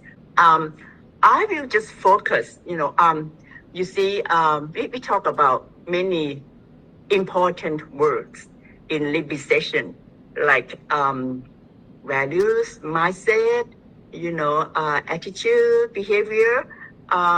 In Thailand, the way we pursue these, cultivate the mindset, because we believe that if students have the right mindset, it will have an impact, or it will provide directions for them to guide, their behavior, and then, form the attitudes at the end.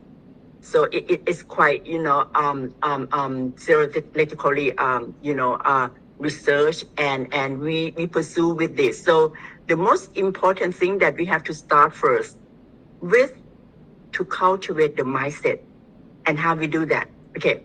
So in Thailand, I think everyone, in this class, known already that we apply SEP, Sufficiency Economy Philosophy, as a framework of our education.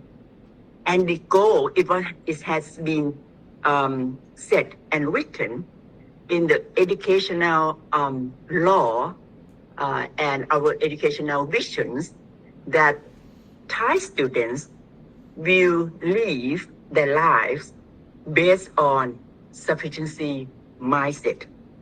So that is in our legal framework. But in practices, we cannot just tell, teachers or students, okay, behave sufficiently. That's not going to happen. So it has to have, we call it a movement, or, some administrative procedures, and many workshops, many procedures that we have do in Thailand. That's what we call a set-based educational movement in Thailand. Next slide, please. Okay, I forgot I have to ask you. Okay, now, I'm not quite sure in the classroom, maybe you have heard about sufficiency economy philosophy, and can you open the whole contents of the slide, please? Sorry, I made it for animation, but thank you so much. Okay, the word sufficiency economy is coined by the last King Bhumibol, the late His Majesty. But when we talk about sufficiency economy, I think we have various words that can explain sufficiency economy. And in Thai, we do that a lot because, when we try to cultivate the mindset and have like teachings, learnings, activities, if we just use the word sufficiency economy only, it gets so boring. So, in Thailand, we use so many words to explain sufficiency economy. For example, just enough. But when you hear the word just enough, do you think it's less or it's much? It's little few or it's more? You see, some people, when they hear just enough, it's just they have to constrain themselves. Oh, just enough. If you have, some budget constraint or something, but when you go to, for example, if you go have buffet, right? In Thailand we have, I know in your countries you have the buffet lunch. We pay like 499 baht to have lunch, and we just eat how much ever that we can, and some point we think, well, this is just enough. But at buffet lunch, just enough. Sometimes maybe it's a bit too much, right? Especially for lunch, maybe get like sleepy in the afternoon. But just enough is just enough. Enough is more about the quantity, right? Sometimes we use the word just right. Just right is more about quality. Well, this is just right. The taste of the food is just right. While the smell of the food just right. I'm talking about this because I know it's before lunch, so we should talk about food. Make everyone get hungry. And another word that's very important is balancing. Sufficiency economy in Thailand always, be alternately used with the word balancing work and life, balancing health and money, for example, balancing between what and what. So that's we try to juggling, our way of life by balancing everything. And for sufficiency economy, what are the things that we have to balancing, about? That we'll discuss later, but not too much, not too less. This is just about just enough, just right. And when we apply this in our national development strategy, we call it, an alternative development agenda. For example, many countries talk about we have to achieve growth, like 5-6% growth. But sufficiency economy is an alternative development strategy. It's not just pursuing growth only. It's not just pursuing money only. There are many things behind the philosophy that provide to development strategy. That I will not discuss much, but it's just letting you know that this is how we understand sufficiency economy in Thailand. But how much is sufficiency? Enough for whom?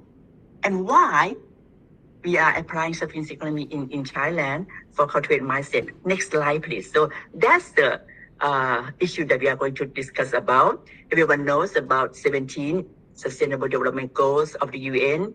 Thailand,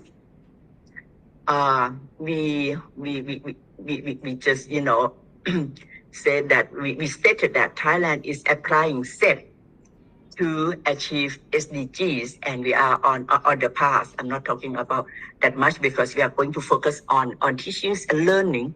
Well, I have Abigail and Dr. Duriya told me that a lot of you have understand and know the sufficiency principles already, but I would like to refresh again. Well, first of all, what are the components of sufficiency economy? There are principles that we call sufficiency principles, which are moderation, reasonableness, and prudence. We will talk about that later. Just get the framework first. What are the goals when we apply SEP or sufficiency economy philosophy in our daily lives, in development, in community development, in national development, in business strategy? We would like to progress, or think about ourselves. We would like to progress our life. With what? We should have directions of progress in life, right? Someone may say, oh, I would like to earn more income. I would like to have a healthy life. I would have to have, more friends or more love, whatsoever. Based on SEP, the goal, if we apply SEP in our life, is to progress with balance. Balance is that not extreme in one direction. Balance between work and life, balance between family and friends, balance between money and health, for example, and many dimensions that we should balancing within our lives, not too extreme, on one direction only. But more importantly is the next word, resilience. Remember, not remember, I should not say that. Okay. SEP has been bestowed by His Majesty King Bhumibol because of the economic crisis in 1997. And Thailand just fought hard, and we come back, not strong yet, but we are moving on a balanced, development path. But we have another one that we have to be, keep in mind all the time, that we have to be resilient. We have to be prudent. We have to know that all things are changing all the time. We don't know 3 years, or no more, 4, 5 years ago, we don't even know that we're going to have COVID-19, right? And now, looking back, who would imagine, the Ukraine war, or which, have impact so much on the gasoline price and, raise the cost of living in Thailand a lot, gasoline policy is quite, sensitive to everyone right now in Thailand, because we import, maybe not Brunei, but we import a lot of fuel from outside, from abroad. So to be resilient is that whenever we have changes, we should be ready to cope with that. We should prepare ourselves to cope with that, to cope with those changes. That's the word resilience.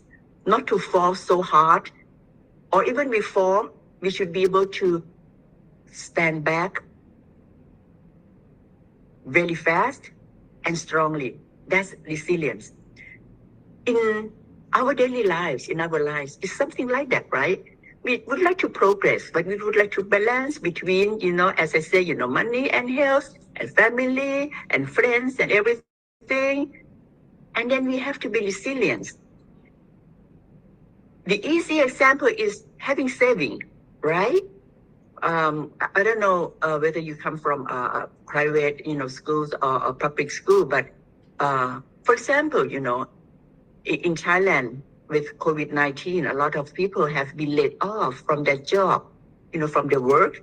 If they didn't have, savings for about 3 to 6 months of their,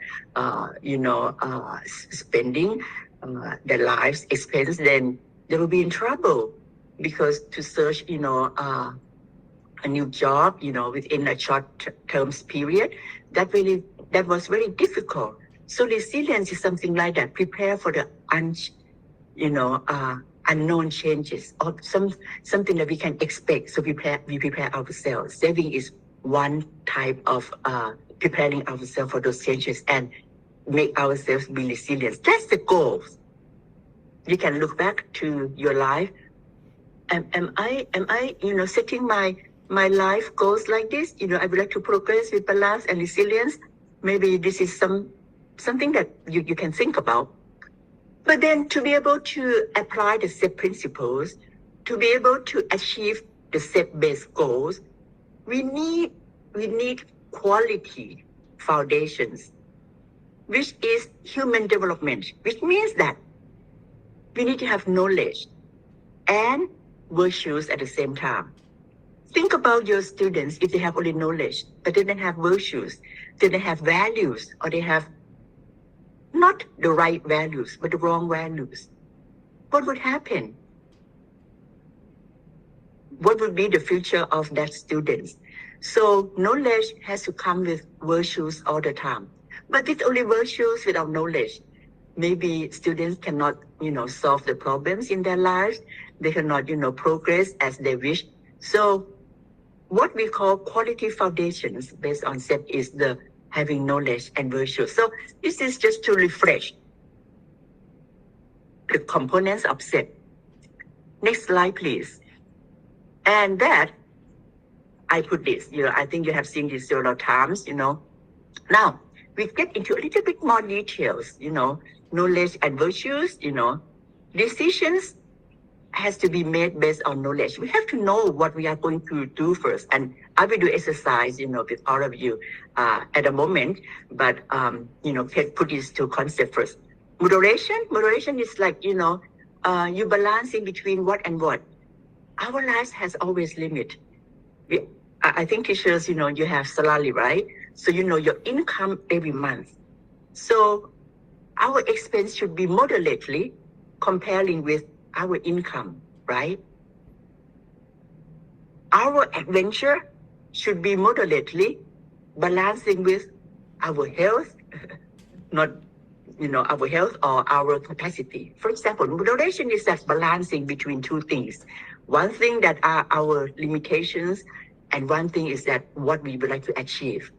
Reasonableness is something that we think about why we do this and what we would like to achieve by doing this. For example, when you are going to get into the class and you would like to, start the class. Of course, I think it's the same in Thailand, is that you have a lesson plan, right? In your lesson plan in Thailand also, the first thing that we said is that, what are the learning objectives?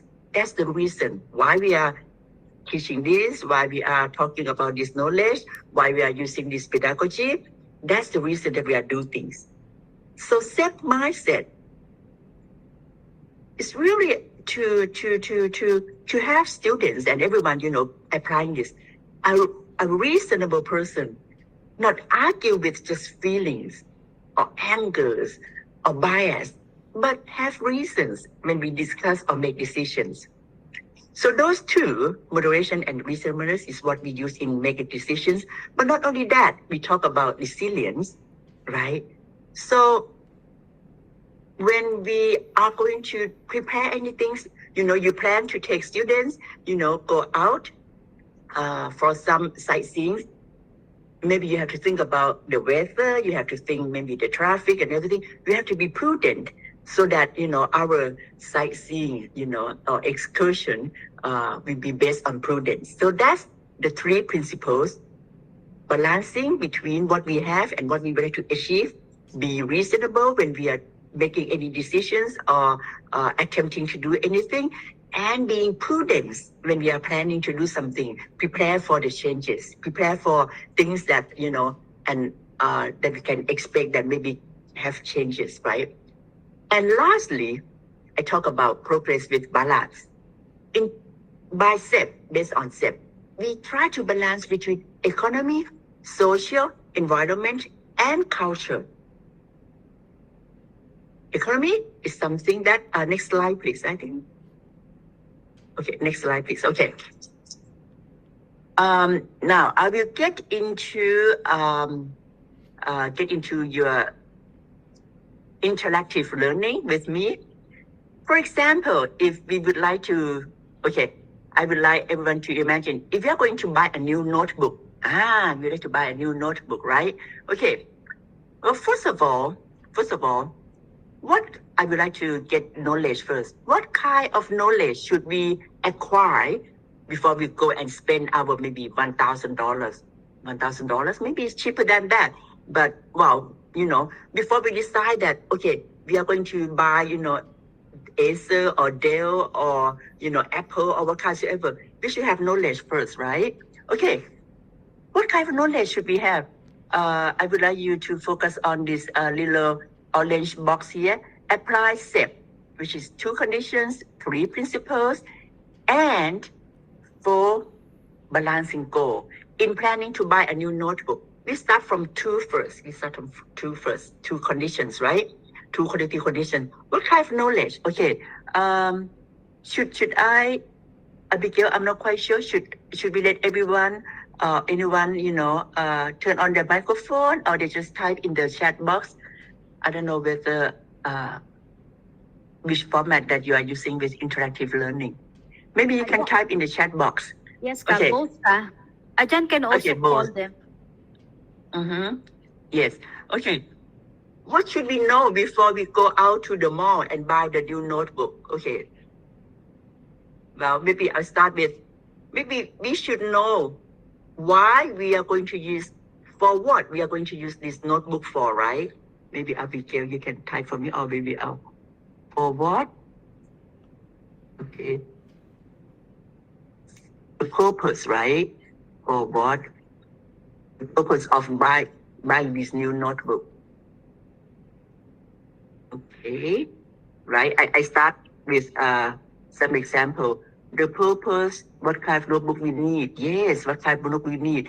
But what kind of notebook we need? Then we need to know, are we going to use to play games? Or are we going to use to teach in class? Or we are going to use to,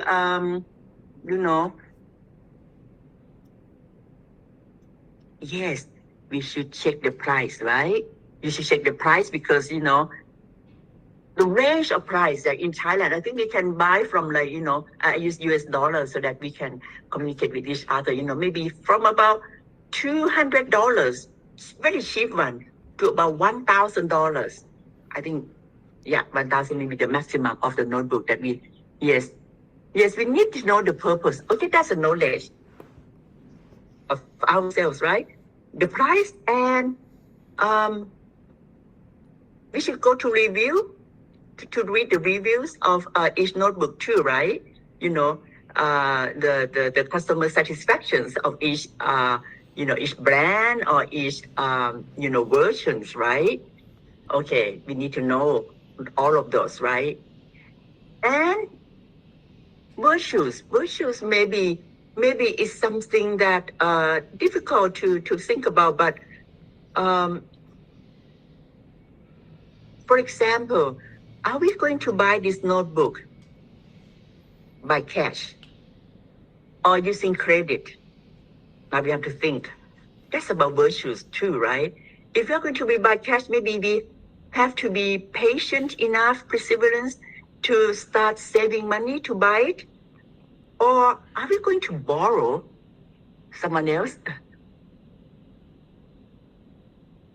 Or ask someone to buy for us? Well, many things that we can think about virtues, when we are going to buy notebook. But at least, we have to be patient in acquiring knowledge, right? Perseverance in terms of, acquiring knowledge, because to buy one notebook, I don't think we can just, go into, Google and search for knowledge, information, and one day we just found the answer. I think, like myself, I spent about a week, to get all the information before I decided to buy this notebook that I'm using right now. That needs patience, that needs perseverance, right? Okay, know the price. I'm reading our friend Penjiran Haji, right? Thank you. Purpose, yes. The importance, yes. So if it's for work, maybe we are willing to pay a little bit more, right? Because we are going to use it for work, and that we can earn income from working too, right? Okay, so and one thing, when we are really going to buy the notebook, I say we have to be mindful, to choose the very right one, to read, the insurance, coming with a notebook and everything. So that requires a lot of, patience, perseverance, mindfulness, right? Well, you see, that's two qualities, foundations that we have in ourselves, knowledge and virtues, before we make any decisions. But I would like to put one remarks here. Now we have knowledge. Now we know we have virtues, we have perseverance.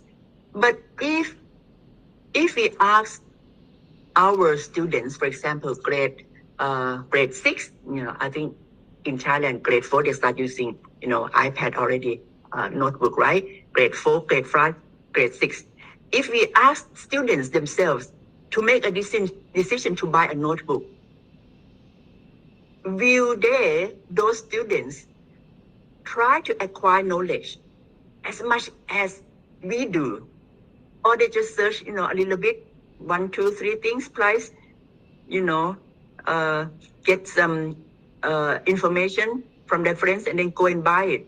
You see, the depth and the width of knowledge are things that different based on experiences, based on, many factors. So those are the things that I think, we can create a learning activities to share and learn, to acquire as many, knowledge, so that we have thorough knowledge before we make decision to buy a notebook. That I think we can create in a classroom, right?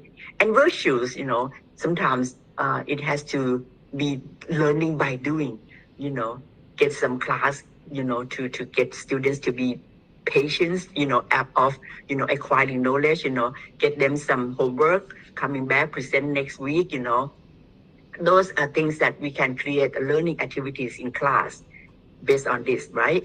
Okay, next, going to the principles. Moderation. Moderation is that, within capacities, avoid the extremes. What will be the limitations if you are going to buy notebooks for each of you? I would say first is the budget, right? Is there anything else that you think that limitations, of ourselves when we're going to buy notebook? I said the budget. Maybe that's easy.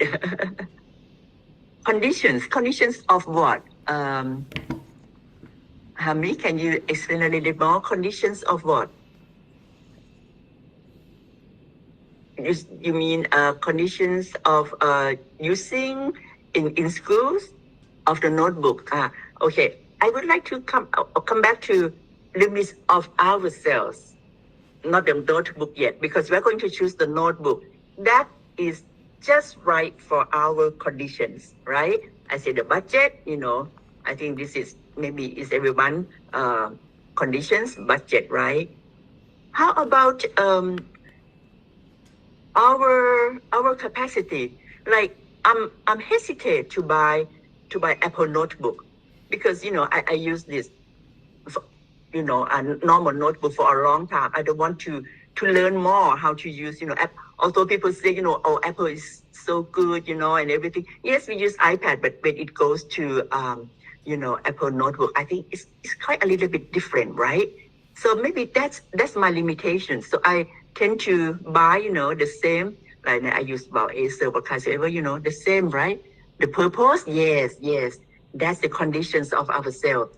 Moderation is something that we recognize our conditions, our limitations, and we live within our means, our limits. You said, well, Dr. Priyanot, can I have growth mindset? I do more. Yes, you can do. But then you plan for the future, for tomorrow. But today, what are our limitations? We would like to have, say, $1,000 notebook. But look at our income, look at our saving. Maybe we can buy only $500, notebook. That's our limitations for today. But if we really want, $1,000 notebook, or we'd like to go for, Apple, right? Notebook, then maybe we start saving. Let's go to the virtues. That's go to planning.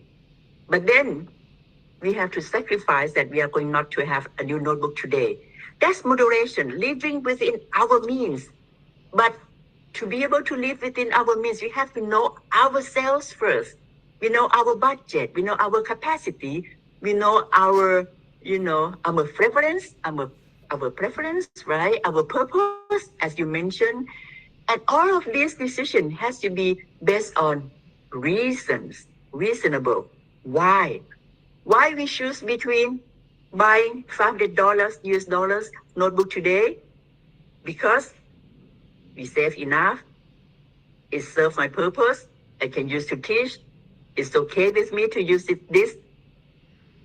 Why we are not buying this $500 $500 today, but we are going to save a little bit more and buy 1,000 US dollars. We have reasons.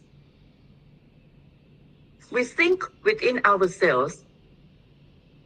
Sometimes we know that the notebook that we want today is $1,000.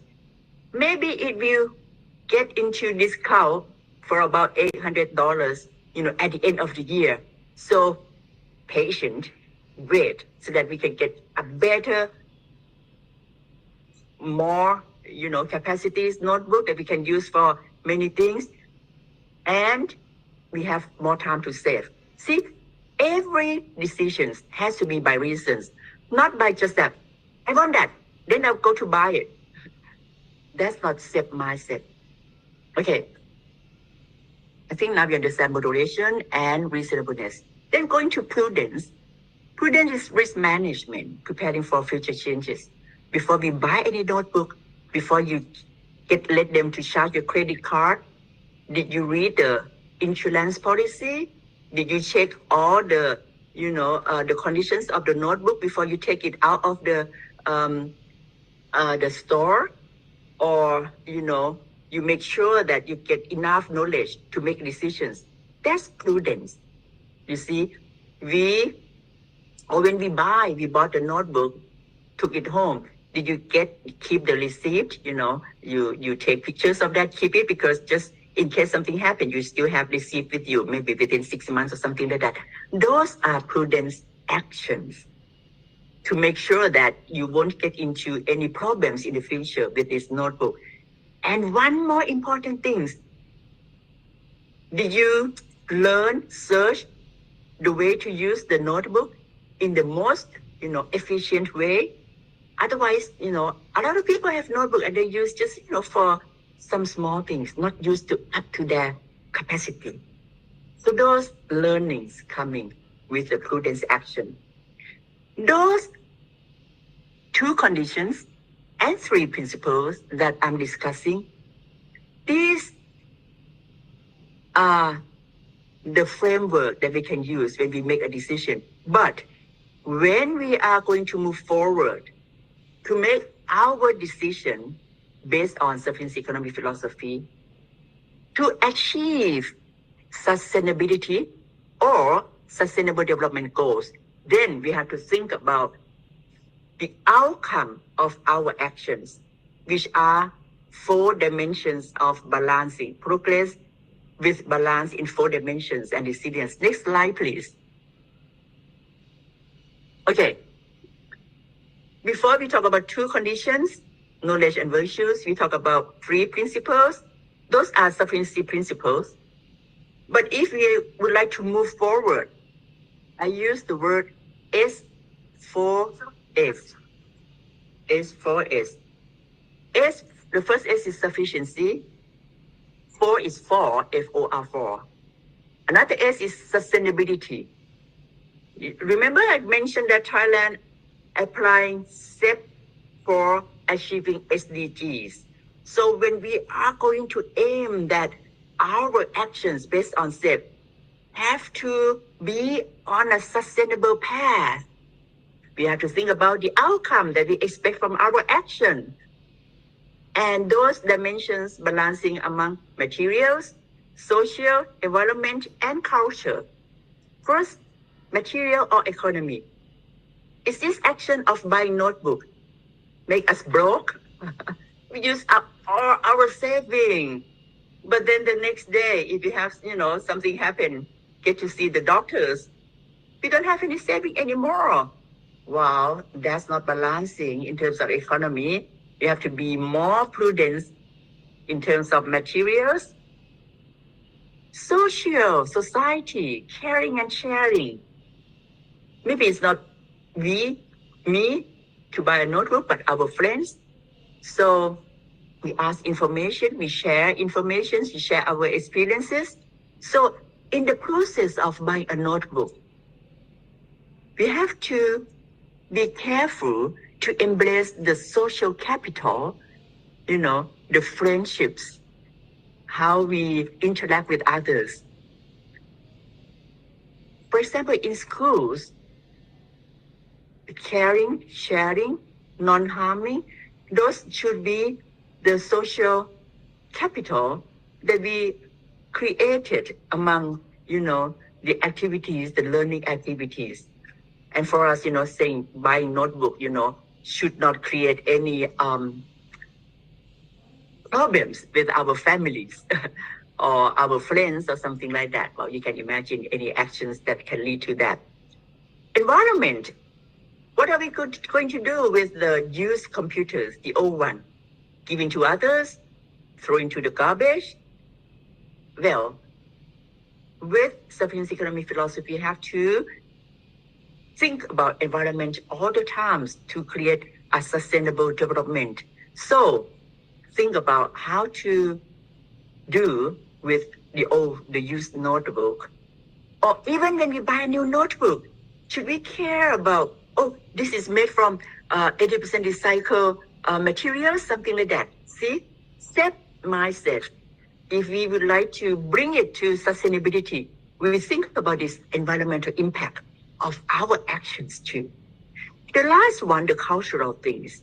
Well, this may not be relevant to buy notebook yet, but in this case, maybe it's not, but in many cases, in many activities, we can integrate the cultural, the wisdom, the local wisdom, or the national cultural capital into learning activities. I will show you later the example. Next slide, please. That we finish with how to apply SEP into our daily activities, right? Like buying notebook. I think everyone can align yourself, or your experiences, with this, right? I would like to share. I have about 20 minutes. I would like to share the pedagogy that we use a lot in Thailand to cultivate the mindset, the STEP mindset. Actually, this can be done with, anything, not just the STEP mindset, but we use this a lot in integrating STEP in learning activities. We call it QPA. Q stands for questions. P stands for plan. A, actions. R, reflections. This fits well with learning activities in classroom or even outside classroom. I will go to that one by one. Questions is that, you see, to cultivate the mindset, students or learners have to think by themselves. By thinking, they learn within themselves what is right, what is wrong, what is appropriate, what is not. And when they share with others, then they learn more, widening their think, or understand more what is appropriate, what is right, what is wrong. So questioning makes students think. For example, in class, you can ask many questions. I will give you a set of questions that we use a lot in Thailand. But questioning is very important. Like I asked you, why do you want to buy this new notebook? What are you going to use it for? How much money you have? Did you read the insurance yet? Did you read the review yet? What do you think about, the reviews, of that notebook? When we ask questions, students think, learner think, and try to reflect that in their mind. So the first and foremost step to cultivate the mindset is starting with questions. But we have a set of framework. We not just go and ask whatever. Are you happy today? Well, it's okay, but maybe we have a simple framework to ask questions to cultivate the step mindset. I will talk about that. When questions, for example, you have a lesson plan, you would like to teach about, for example, teaching about the weather, the changing, the climate change, for example, you would like to, if you have a lesson plan about climate change, you go into class, you don't just say, okay, I'm going to teach climate change today, let's learn. I don't think everyone do that, right? We start questions. Why we see a lot of forest fire right now? Why the weather is so hot right now? Get students think. So they form their mindset. They get alert. They get inspiring. They get acquiring mind, starting with questions. Then your lesson plan may be something about, have students to list up, what are the actions that we can do to deal with the climate change that we call climate actions, right? If the lesson plan is something like that, then you let the students plan. Okay, now how can we do some small things that can contribute to climate actions? Then let them plan by themselves. Planning is very important because planning follows with actions. When they act, they will go back to what they planned, that, oh, they have not had enough knowledge, they have not thought about this, their plan is not suitable with the conditions of the school, then they can reflect back. That goes to reflections. So plan, actions, and reflections comes together to make students learn from their not making plans thoroughly or completely. And the next round, they can do it better. You see, in my view, our school is the place that students can learn from mistakes so that they don't make those mistakes when they go out of school and live their real life in society. I rephrase it again, but maybe this is my view of school, but the beauty of school is that students can learn mistakes with teachers as their coach, with friends surrounding and learn together, share experiences, so that they won't make those mistakes when they get out of school and live their lives as an adult in society. So planning, let students plan by themselves. They do actions based on their plan. We can give advice. We can be facilitators. We can be coach.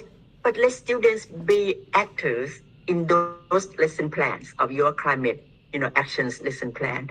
And at the end of the class, let them reflect what they have learned from those actions. If they can go back, what if they would like to make change in those plans? The next round, it will get better and better and better and better. That's how we cultivate the mindset and the behaviors. Next slide, please. Because I'm not, conducting the whole coursework, so I have only 1 hour. So I'll go very briefly on this. These are the questions that we use a lot, in Thai. Of course, we use in Thai, right? And these are the questions that we extract from the framework of SEP, 2 conditions, 3 principles, and 4 dimensions balancing goals. You can use this all the time, and it's so easy to ask. Okay, come back to our climate actions lesson plan. We talk about, the situations right now. I think in in many of our countries, we share the same experiences. Forest fires, it's so hot, the heat wave, the weather is not as we can predict as before. So we can talk about that, well, questionings, let students talk about that. And then, well, can we do anything with climate actions? We can ask something like, what are we attempting to do? What is the issue that we are going to do? Then, of course, students may answer, okay, we are going to plan, our climate actions, maybe 2 actions, in our daily lives. That's what we are going to attempt to do, right? That is, I believe, in your learning objectives and in your learning activities, but that's our lesson plan. What we really do in class is we guide the actions by questionings. Why are we doing this? Students may say, okay, I will try to save water. I will recycle the bottles. They may have all the list. Please not letting students just giving the list of their actions. We are talking about climate action. Always ask them why. When we ask why, students will think about the reasons, the causes why they are going to do this, and ask them what will be the impact of that action. Make students think, from the beginning to the end of their actions. That's how we cultivate the mindset and change it into behaviors. Many research confirm that students from the age of 7 years old can start thinking by using reasons. So not be shy to ask students about why, what are the impact of your actions. If you that's what would be the effects, of your actions. Let them think a lot. When something conform happening in their mind, it returns into actions naturally.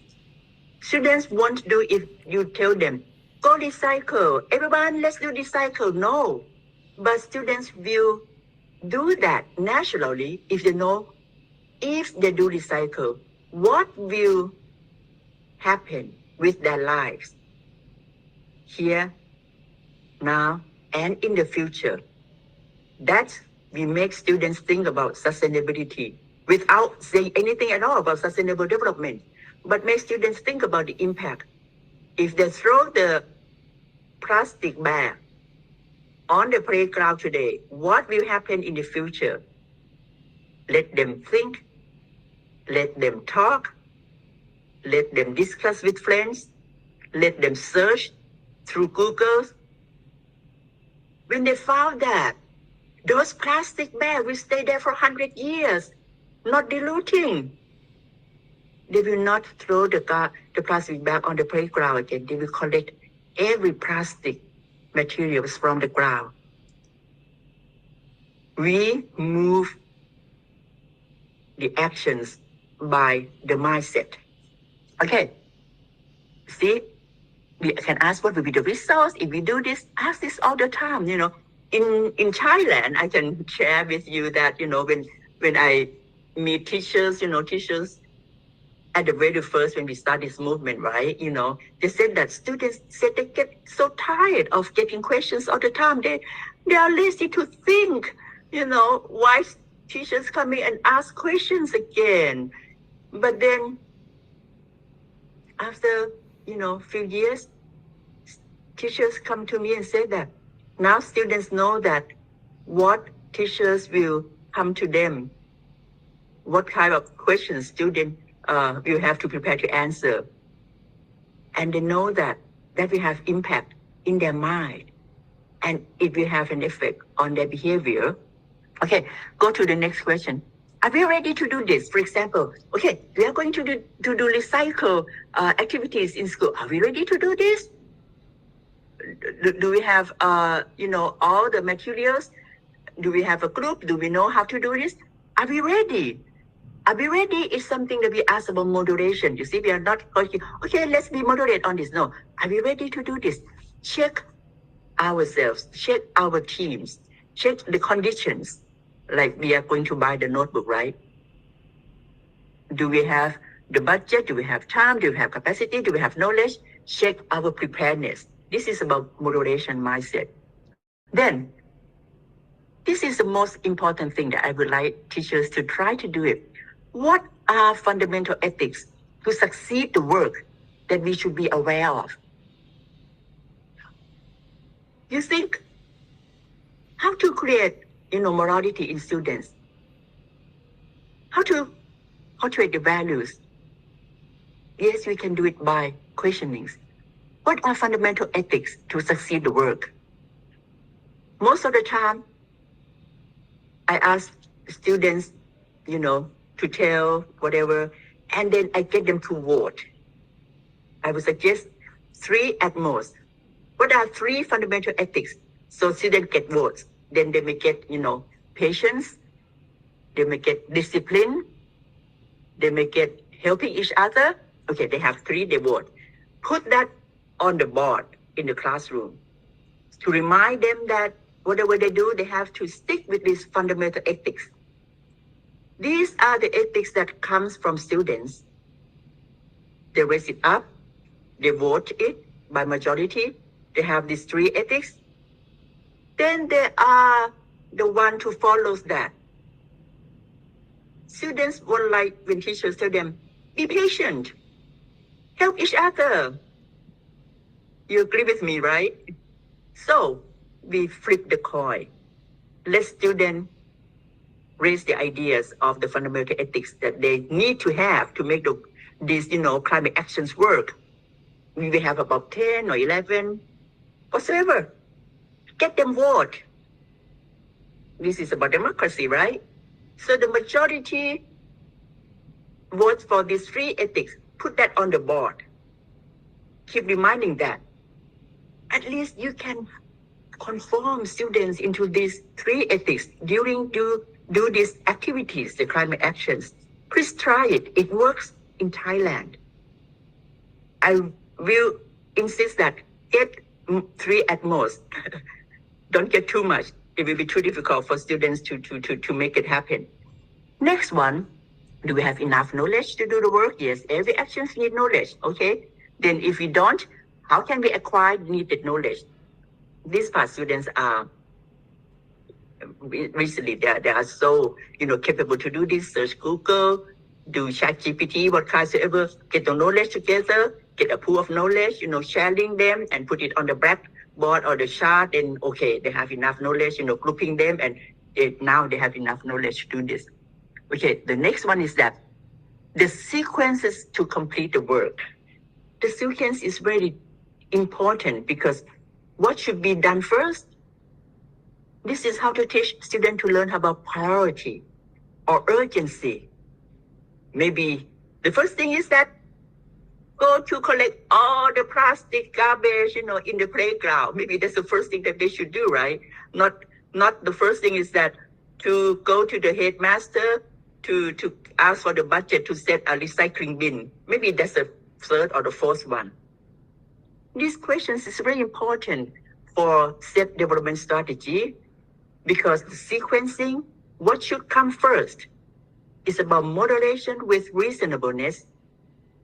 Make students learn how to prioritize things in their life, know what are urgent, what can be wait for a little while, and this is how to, cultivate the values too. The last thing is that prudence, resilience. Let students think about the risk that may occur with the obstacles to getting our climate actions, successfully done. Then how to prevent it, how to prepare for change.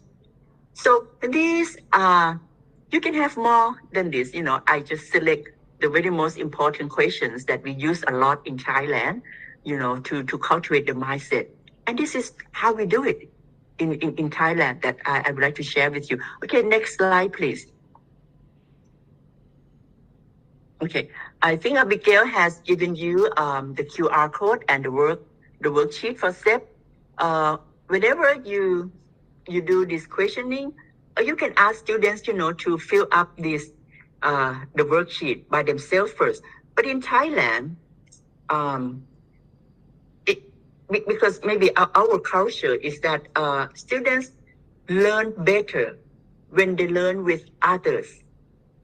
This is based on research in Thailand, how Thai students, children can learn better. They learn better when they learn with others. It's different from Chinese students or Japanese students. I went to high school in Japan, so I know the difference a lot. Chinese or Japanese or maybe Korean, they learn better when they learn by themselves, independently. But in Thailand, Thai students learn better and faster when they learn with others. So this, I don't know about your schools, your countries, you have to find yourselves. But in Thailand, this worksheet, we always, get students, 2 or 3 of them, fill it up together. That fits with our, maybe national culture, whatsoever. So find a way to use this worksheet the best for your class. Next slide, please. Okay. I think I would like, next slide, please. Yes. For example, in Thailand, personal debt is just horrible right now in Thailand, especially after COVID-19. But we have started, we call financial literacy in Thailand from a long time ago. And this is based on SEP. You see, students from grade 2 and grade 3, they start to keep record of their own income and expenses. It seems like an easy task, but how can we integrate SEP into these learning activities? When they record, we have this worksheet. The record is not just putting income or expense of each day. There is one more column, saving. You see, prudence, resilience, saving, right? There are, you can see many columns here. Another columns. If you are interested in Abigail, I can find an example of this worksheet in Thai. Maybe Abigail can translate into English and, share with others. If you're interested in this, financial literacy based on STEP in Thailand. There are another column. For each expense, they have to check whether this is necessary or want. Necessary or want. If they buy, for example, candies, they have to be honest by themselves. Necessary or just want to have candies. Get students check,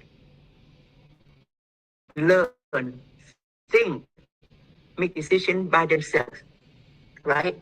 So with this, from grade 2, they learn how to analyze, necessity or want of their income. They start to do saving, right? And then they share with this, because they have to do this, recording every day. In Thailand, they send this to the homeroom class, which is in Thailand, is always, Friday afternoon homeroom class. They send it to teachers, maybe read it. I have known, many inspiring stories from this, because not all Thai, students are rich, right? There are many poor students too in schools, in basic school in Thailand. When teachers, learn that students, but have me so little, to school, and they don't even have to, think money to buy, and teachers observe that, they never have, some students never have dessert, from their recording income expenses. So she start, having sharing experiences, in class, and other, friends, sharing their dessert with their students. It can turn into many activities later. But the most important thing is that students learn about themselves first and take it seriously about spending money. So this can cultivate the analytical skills, the discipline, the diligence, and many things can apply, in this very simple learning activities in Thailand. Just to let you know, this is for grade 2 and grade 3. when they go into grade 4, they start to do records of incomes of their families. A lot of students never known how much money their parents made. So when they know, they start to think, when they would like to buy things, think more. This is to, cultivate the social skills, families, living with families, in along the learning activities. Okay, I don't have much time. Next slide, please. But as I promised, if you are interested in this, sheet, the FinLit financial literacy sheet, I will give it to Abigail. Next slide, please. Okay, I just would like to use my 5 minutes to emphasize on 4 outcomes. Whatever the lesson plans, learning activities that you plan to do in your class, please think about the outcomes of these 4 dimensions. Economy, I put it in a very simple way. Save money, frugality, and save. In terms of economy, save and save. In terms of social, is this, learning activities will lead to caring and sharing more in class, in schools. In terms of environment, is it going to lead to clean and green?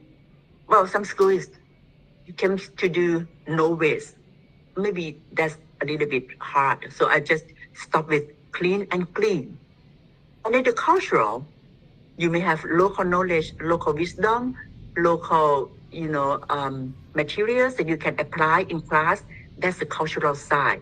So I just would like to give these 4 dimensions for you to keep in your mind when you, plan your next lesson plans or learning activities, that if it can lead to balancing these 4 dimensions, then you are going to contribute to sustainable development. Okay, another slide, I can just go quickly to just show what we are having. Next slide, please. Materials, save and save, you see. Okay, next is social, learning in a group, learning together, caring and sharing, discipline. Next. Okay, clean and clean environment. And the last one will be culture, I think. Yes, culture. Try to integrate your local cultural, wisdoms or materials, into your learning activities. That you will contribute to sustainable development too. Okay, my last slide is just summary. So I will stop with the summary slide.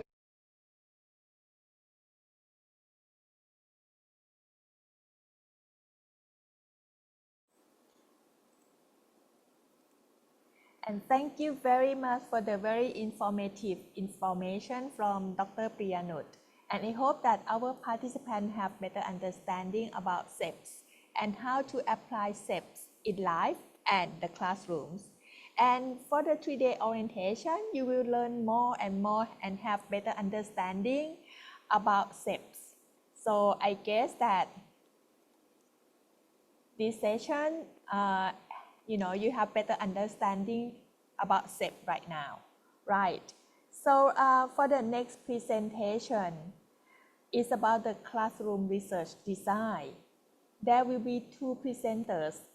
The first person is Miss Abigail from the SEAMEO SEPs and Dr. Malika, Dean of School of Science, Valailak University, who is the second speaker. Each will have about 7 minutes presentation. And the presentation will start with Abigail and followed by Dr. Malika. And may I invite Abigail first on the virtual stage. Abigail, the floor is yours. Thank you very much, Kun Piapa. With permission from Ajan Malika, I will start with the slides, few slides, and Dr. Malika will have more input, especially on how the research will be given meaning or the analysis.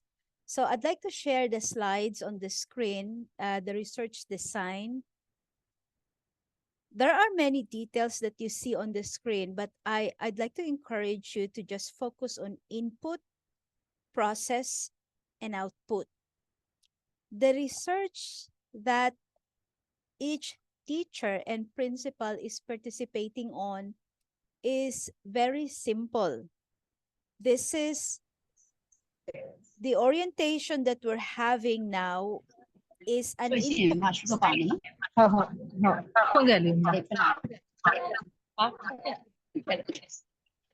all right, we hear some conversations. And may I continue? The processes in the research design is when the teachers carry out teaching and learning sessions using SEP-rich lesson plans. My director has earlier defined what SEP-rich means. So it's a lesson plan that contains the elements of sufficiency, economy, philosophy. So we do orientation, we do workshop, and then the other requirements, as you see on the screen, in the process, teachers will kindly teach the students using lesson plans that contain SEP elements. The outputs will be the observations, the insights, lessons learned. Do you have recommendations? And at the end, the research team will acknowledge outstanding performances. And of course, the research report. If we look at the two boxes in light blue, we have the hypothesis.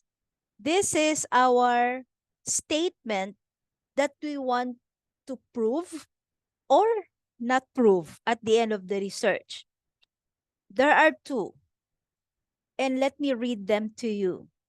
Number one, there are positive changes in the knowledge, skills, attitudes, and values of participating grade 7 to 9 students in SEP-rich lesson guides or lesson plans. The second one is on the part of the teacher, the principal, and the school. And it says there are positive changes in the management and attitude of participating teachers using the SEP-rich lesson plans or lesson guides. We need to know whether these statements are correct at the end of the research or not correct. And then we will ask, why is it correct and why is it not? We will gather data through journals of teachers. Teachers will just write some notes about their experience. We will ask the students for their feedback, for comments. We will have evaluations of the lessons using pre and post test. Probably we can have some videos and audios of the actual classes. At the end of this project, we will request teachers to give us reflections and feedback. And we will use questionnaires before and after the research. Usually in schools, one teacher observes another teacher, or a group of teachers observe one teacher, or a principal observes all the teachers. We will do the same. So the feedback is the monitoring of learning sessions using the questionnaire, as I have explained. I leave it to that. We can have more discussions on that as we go along tomorrow and on Wednesday.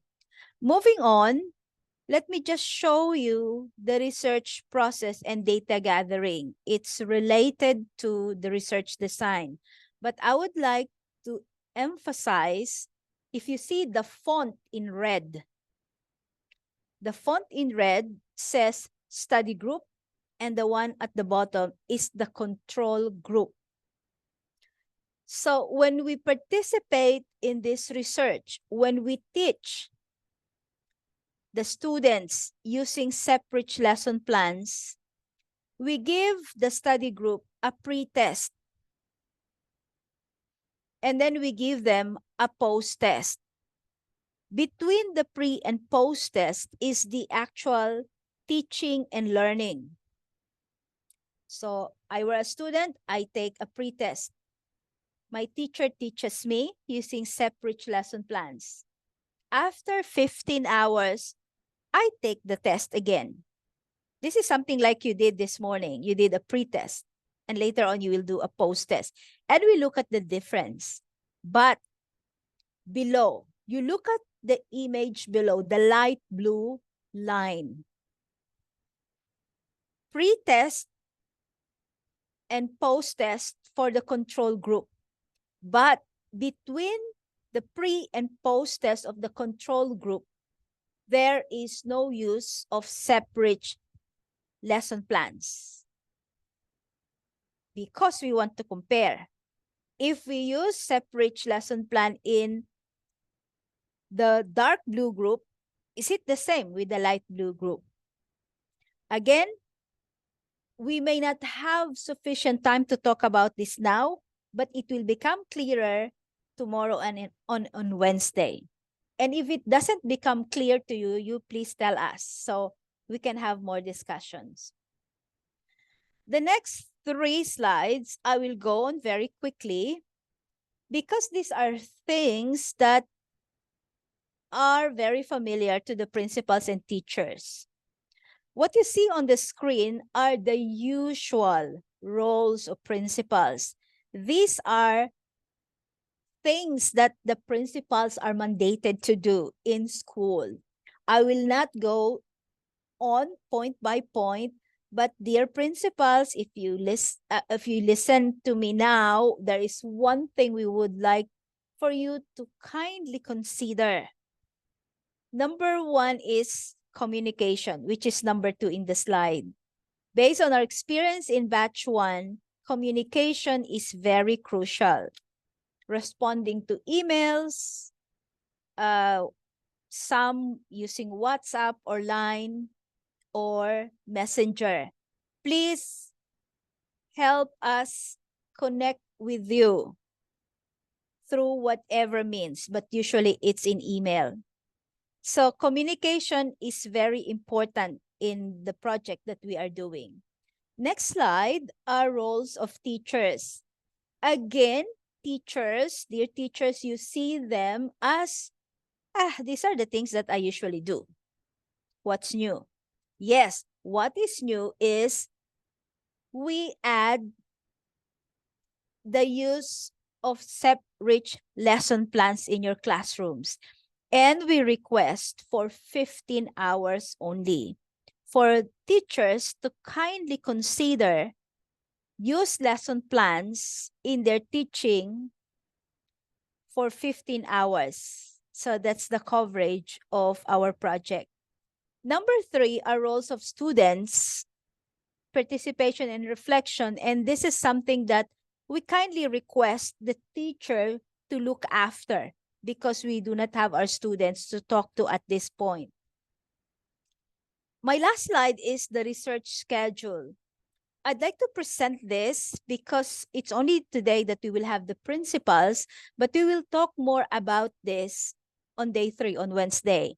As we mentioned in the morning, if the principals would have time to kindly continue to join us tomorrow and on Wednesday, it is very much appreciated.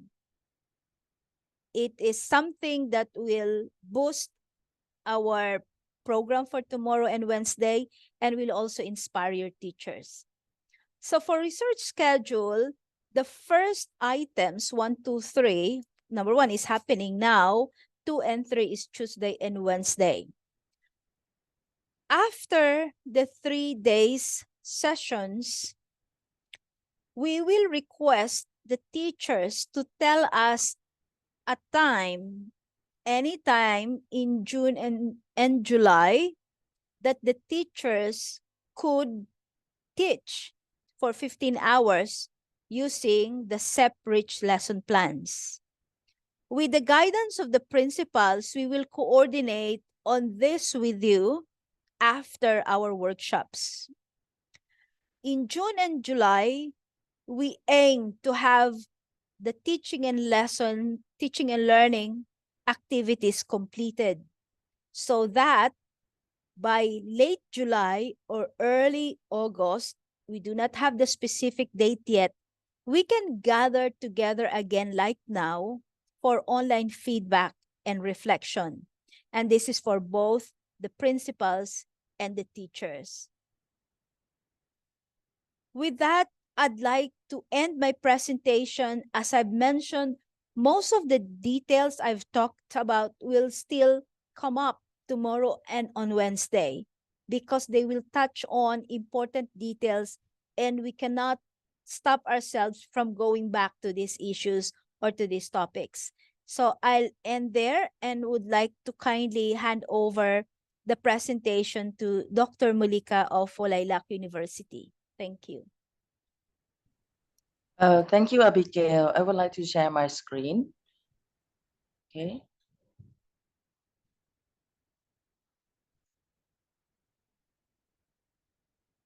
Can you see the screen? Yes, Khan. Okay. Thank you. Thank you, Abigail, for explaining about the timing and the important roles of principal and also teachers. Okay. This is a pilot project that aims to evaluate SEP training program for grade 7 to 12 students to measure changes in the student knowledge, skill, attitude, and value. I mean, from now on, we will call it as a KSA and V towards SEPs. Okay. The research design, you are the important input section here. Okay. From the input section, Abigail already told you that there's a process in the middle of the whole input process and output thing. For the process, the teacher has to implement only 15, I mean, the minimum of 15 hours of SEP concept in their classroom, okay? In any subjects that you are currently teaching. Let's say this semester, you might be teaching English language, or I heard that some of you teaching some biology, some science classes. So you just implement SEP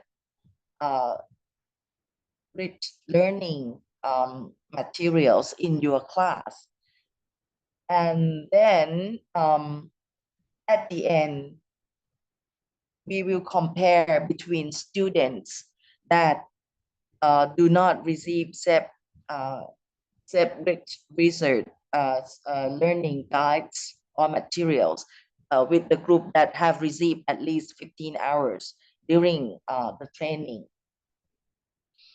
The idea is that SEAMEO SEP Center implement 9 SEAMEO country members, selecting 2 to 3 schools per country. So let's say that we receive 2 schools per country. So we will have 18 schools, 5 teachers per school. That means we will have 300 students per school. And we have divided students into 2 groups. The first group is a control group, the students that have not received SEP materials in their teaching and learning. And then the intervention group, which is you will be teaching 15 hours of SEP concepts. So as you can see that we will have a pre-test. So you give the test to the student for the control group, and you give the pre-test to the student in the intervention group at the same time. Let's say you have 30 students in your class, and then you have another section with 30 students from the same grade level. So you have 2 classes. One is a control group. The second one is an intervention group. And we would like to monitor knowledge, skill, attitude, and value. Which of these have changed? Okay. So hopefully the students that have received 15 hours of SEP training would have some positive K, S, A, and V. We can, from the data that we will receive from 9 countries, we will be able to analyze the difference between countries, the difference between gender, and possibly the difference between subject areas that the SEP will be implemented in each school. To make things not too difficult for the students to do, SEP and Valaylak have decided to use only 10 questions. These 10 questions has only 4 multiple choices.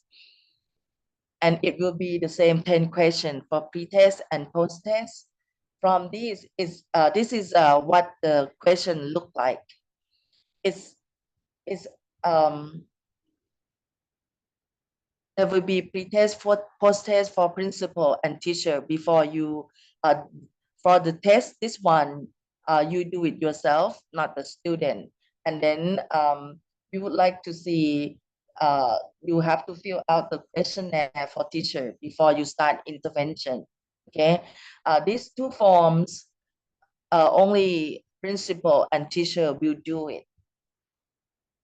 From that information, we hope that we will see some changes between pre-test and post-test. And after we doing that pre-test and post-test with the student, we hope that we can using some statistical analysis, for example, like 2-way ANOVA, 3-way ANOVA, and possibly 4-way ANOVA to test the difference. These are example of the student pre and post test. As you can see, is a scenario. So we will provide with the simple statements on the situation, and the student has to choose which one is the most appropriate, or this is their responses to the situation. From these, we can check whether they become their attitude and value change towards SEPs. Okay, it's only 10 questions, and scenario is a common scenario. You know, like you manage to save money, now your friend wants to go out to eat. Consider your financial situation. What would you do? Okay, or you planning a study group before a big test. Some friends want to study late, but you need enough rest. How would you suggest a smart study schedule? Okay, this kind of scenario will help us understand what student changing. But this is the end of my presentation. I would like to stop sharing. What I would like you to understand is that your effort or your contribution, you have to understand that by student understanding SEPs are very important, because we are living in a world that have 7.7 billion population. If everybody consume or use so much resources, the life in the future will not be sustained. By choosing SEP concept and teach students to become moderate, become reasonableness. Okay, you have to understand this might be a way to prepare our students for the changing world, and also the resource will be limited. So I hope that your great contribution to this pilot study will help us understand, and will make Southeast Asian countries will be become toward sustainable goal. Thank you, Abigail. Get back to you.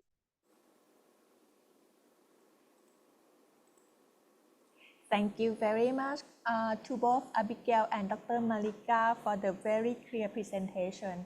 And I hope that our teachers now have better understanding about the research process and how to integrate SEP into their lesson activities. So since we exceed the time, may we skip the Q&A session, but however, our participants able to send the question by using the chat box. If you have, unclear topics or even like not clear about some methodology or research step, you can type in the chat box and Miss Abigail will send a message to you directly. So, and we are now reaching to the last part of the session, and may I invite Libby for the post-test. Libby, are you ready? I am. Thank you, Kuntuk. Okay, please go on. And thank you everybody who's presented today and all of you as participants.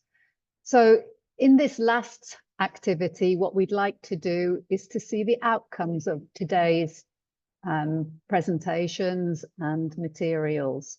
So we have the post-test for principals and teachers.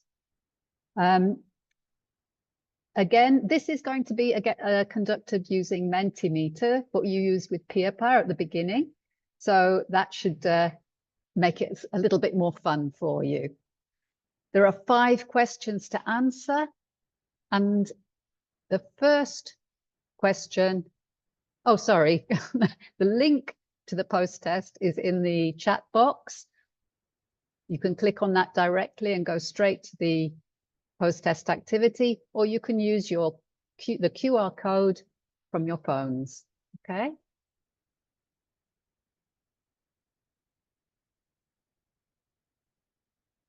So can we go to question 1? So question 1, what level of understanding do you now have regarding the sufficiency economy philosophy? Okay, so let's see where you feel, how much you feel you've learned today. Oh, look at this. There's a lot more confidence here, I think. Oh.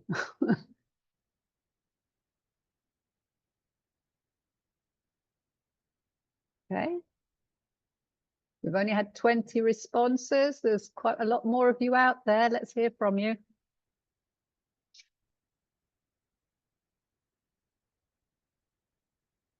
Maybe some of you are still getting onto the technology. Let's wait a minute and see. We've got now 25 responses, and very much even between what people who feel beginner or intermediate level. Okay. Oh, 2 to advanced now.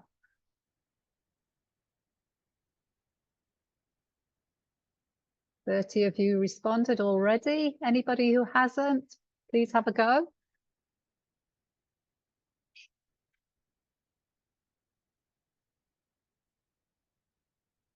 We're going to get any more responses? Okay. 34.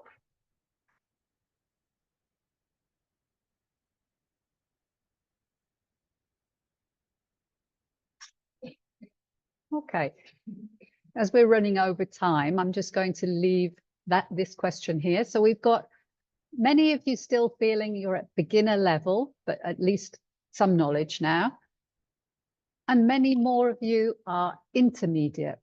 Now, in the pre-test, which we've already processed, sorry, there were 83% of you felt you only had basic knowledge. And the remainder were all Thai. And of course, they've been exposed to SEP since 2008, as Doria told you, when it was first introduced in the education reform. So we expect the Thais to have more knowledge than other groups. So it's very nice to see that this beginner and intermediate group, the difference is changing. You're beginning to learn more. That's the positive side of this. Now, can we move to question 2? Just one answer on this as well. How would you describe the link between SEP and Sustainable Development Goals?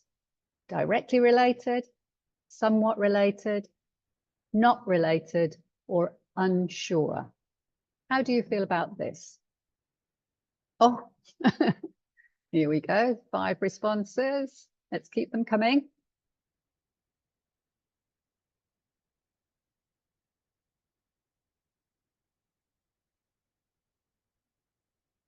That's 13 responses. Yes, going up.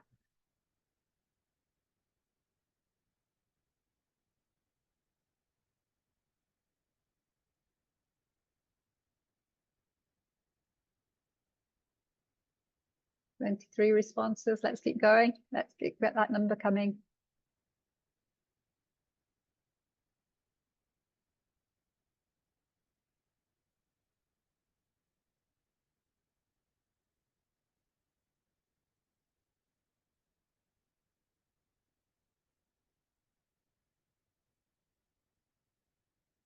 Let's try and get above 30.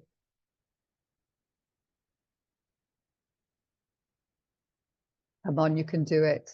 There's a 30. Let's go one more. Okay.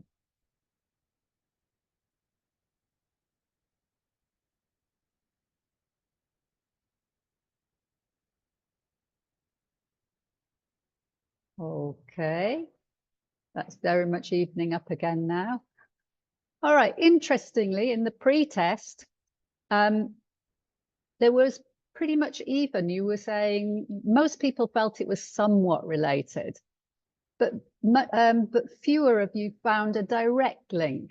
Now, I think that gap is closing now, where you're beginning to see that SEP is directly related to the SDGs and our ability to achieve those goals. So hopefully, again, over the next 2 days, you will find more answers and find more linkages between the two. Let's move to question 3. Now, for this question, you can choose more than one answer. So what actions should I take as a principal or teacher to develop SEP values and mindsets in my students? So choose as many of these responses as you like. I will teach them. I will include SEP values. I will guide them to apply SEP in projects in school and the community. I will encourage the application of SEP in my school. I will be a model.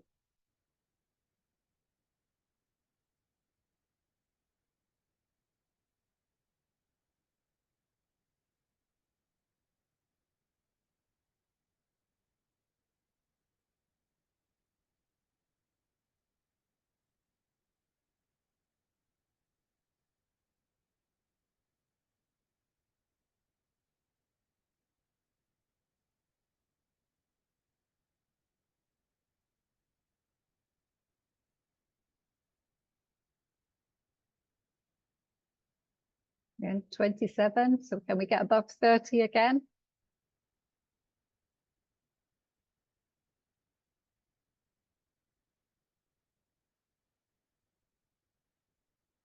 Nearly there.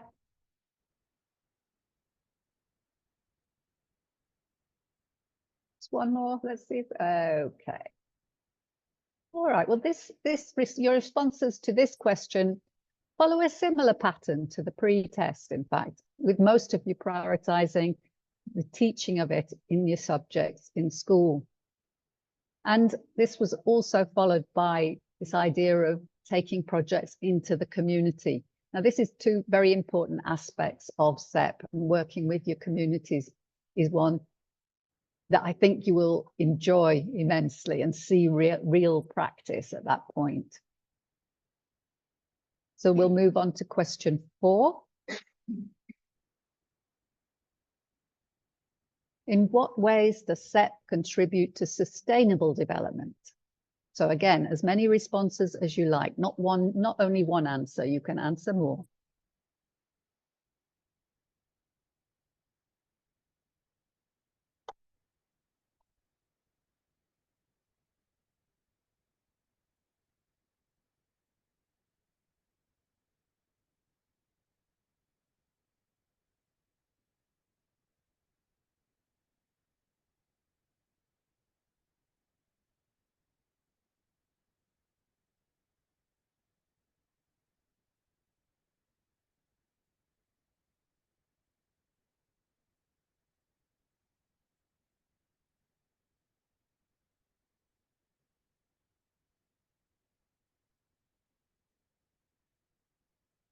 Okay, just 16, 18. Okay, we're rising now.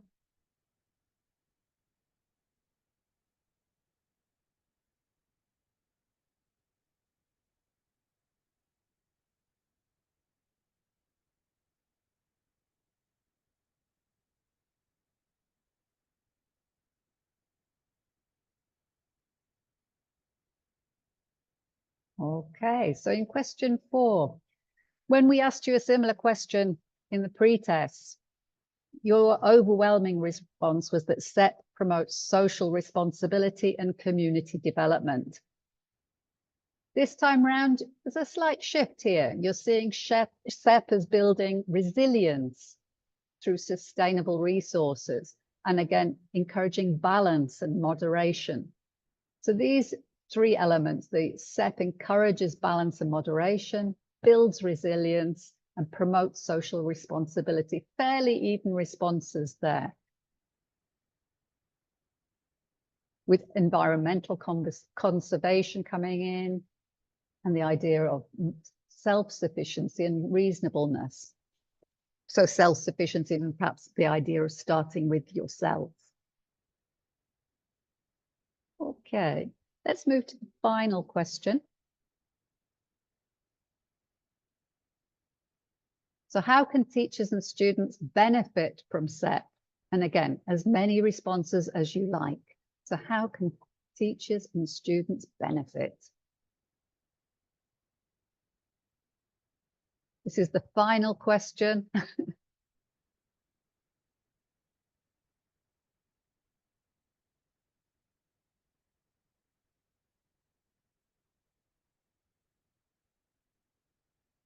Okay, only 6, 7, 8, 9, 10. Come on, let's keep going. Any more?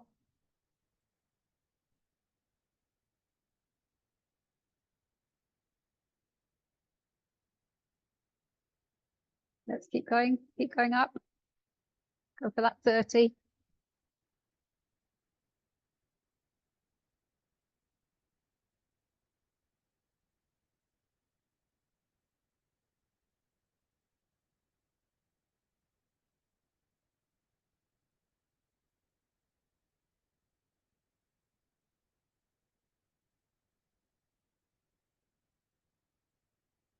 Okay, I'm going to close off there. So as we see, in the pre-test, 45, nearly 46% of you saw it as a better way of teaching.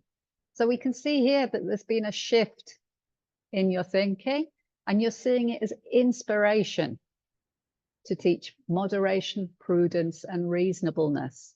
But equally important, balanced learning environments, ability for students to think and make decisions correctly, and balanced education. So that's quite an interesting shift in this final question. So just as a sort of sum up, I think we've probably learned, all of us have probably learned a lot from Dr. Priyanut and from Kunduria during these presentations today about SEP. Ideas like QPAR, the question, plan, actions, reflections, are things that are good to think about in the planning. And over the next 2 days, you'll be able to build on what you've learned today and get an even better understanding on how SEP can be integrated in the classroom. So without further ado, I will hand you back to Kunpirpa and thank first of all of you, including the participants from batch 1 who joined us again, and to John from Walalak for coming back, not as MC this time, but as a teacher. Thank you so much.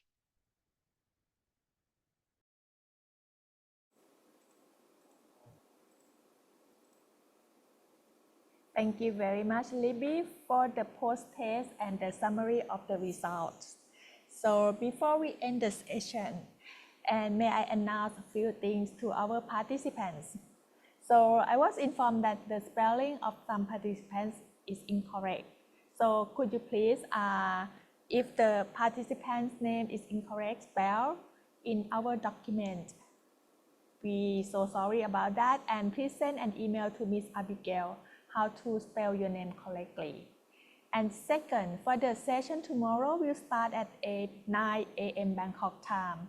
And may we request everyone to log in at about 8:30 for audio and video check and renaming your account. So tomorrow we will learn more about the research steps and how to apply and integrated steps in the lesson mapping. And we will learn a lot of the examples from the selected teachers of batch 1. And please note that tomorrow we will use another Zoom meeting link which Miss Abigail has sent in advance. So you can also copy the link from this chat box. So my technical team will send the Zoom chat link of the tomorrow session. Please don't forget we will use another new Zoom meeting link for tomorrow's session. And Ms. Abigail will share the presentation materials and other relevant material to all participants after the meeting today. So if you allow me, may I end today's orientation session. And thank you so much for being with us from the beginning until the end of the session. Even the time now is exceeding the, because we hope that we can end the session by 12 o'clock. And thank you so much for your active participation and cooperation. And tomorrow you will learn more and more and more. And thank you for today, everyone. And thank you for all speakers and also all the school principals and teachers who joining with us today. Bye-bye and see you tomorrow. Okay, see you tomorrow. Thank you. Goodbye and see you tomorrow. Bye. Bye. Thank you, Daniel. Okay, goodbye. Thank See you you. very tomorrow. much. Thank you so Goodbye. much. Thank you so Goodbye. much. See you tomorrow. Bye from Indonesia. Bye. Bye. Thank you, everyone. Bye.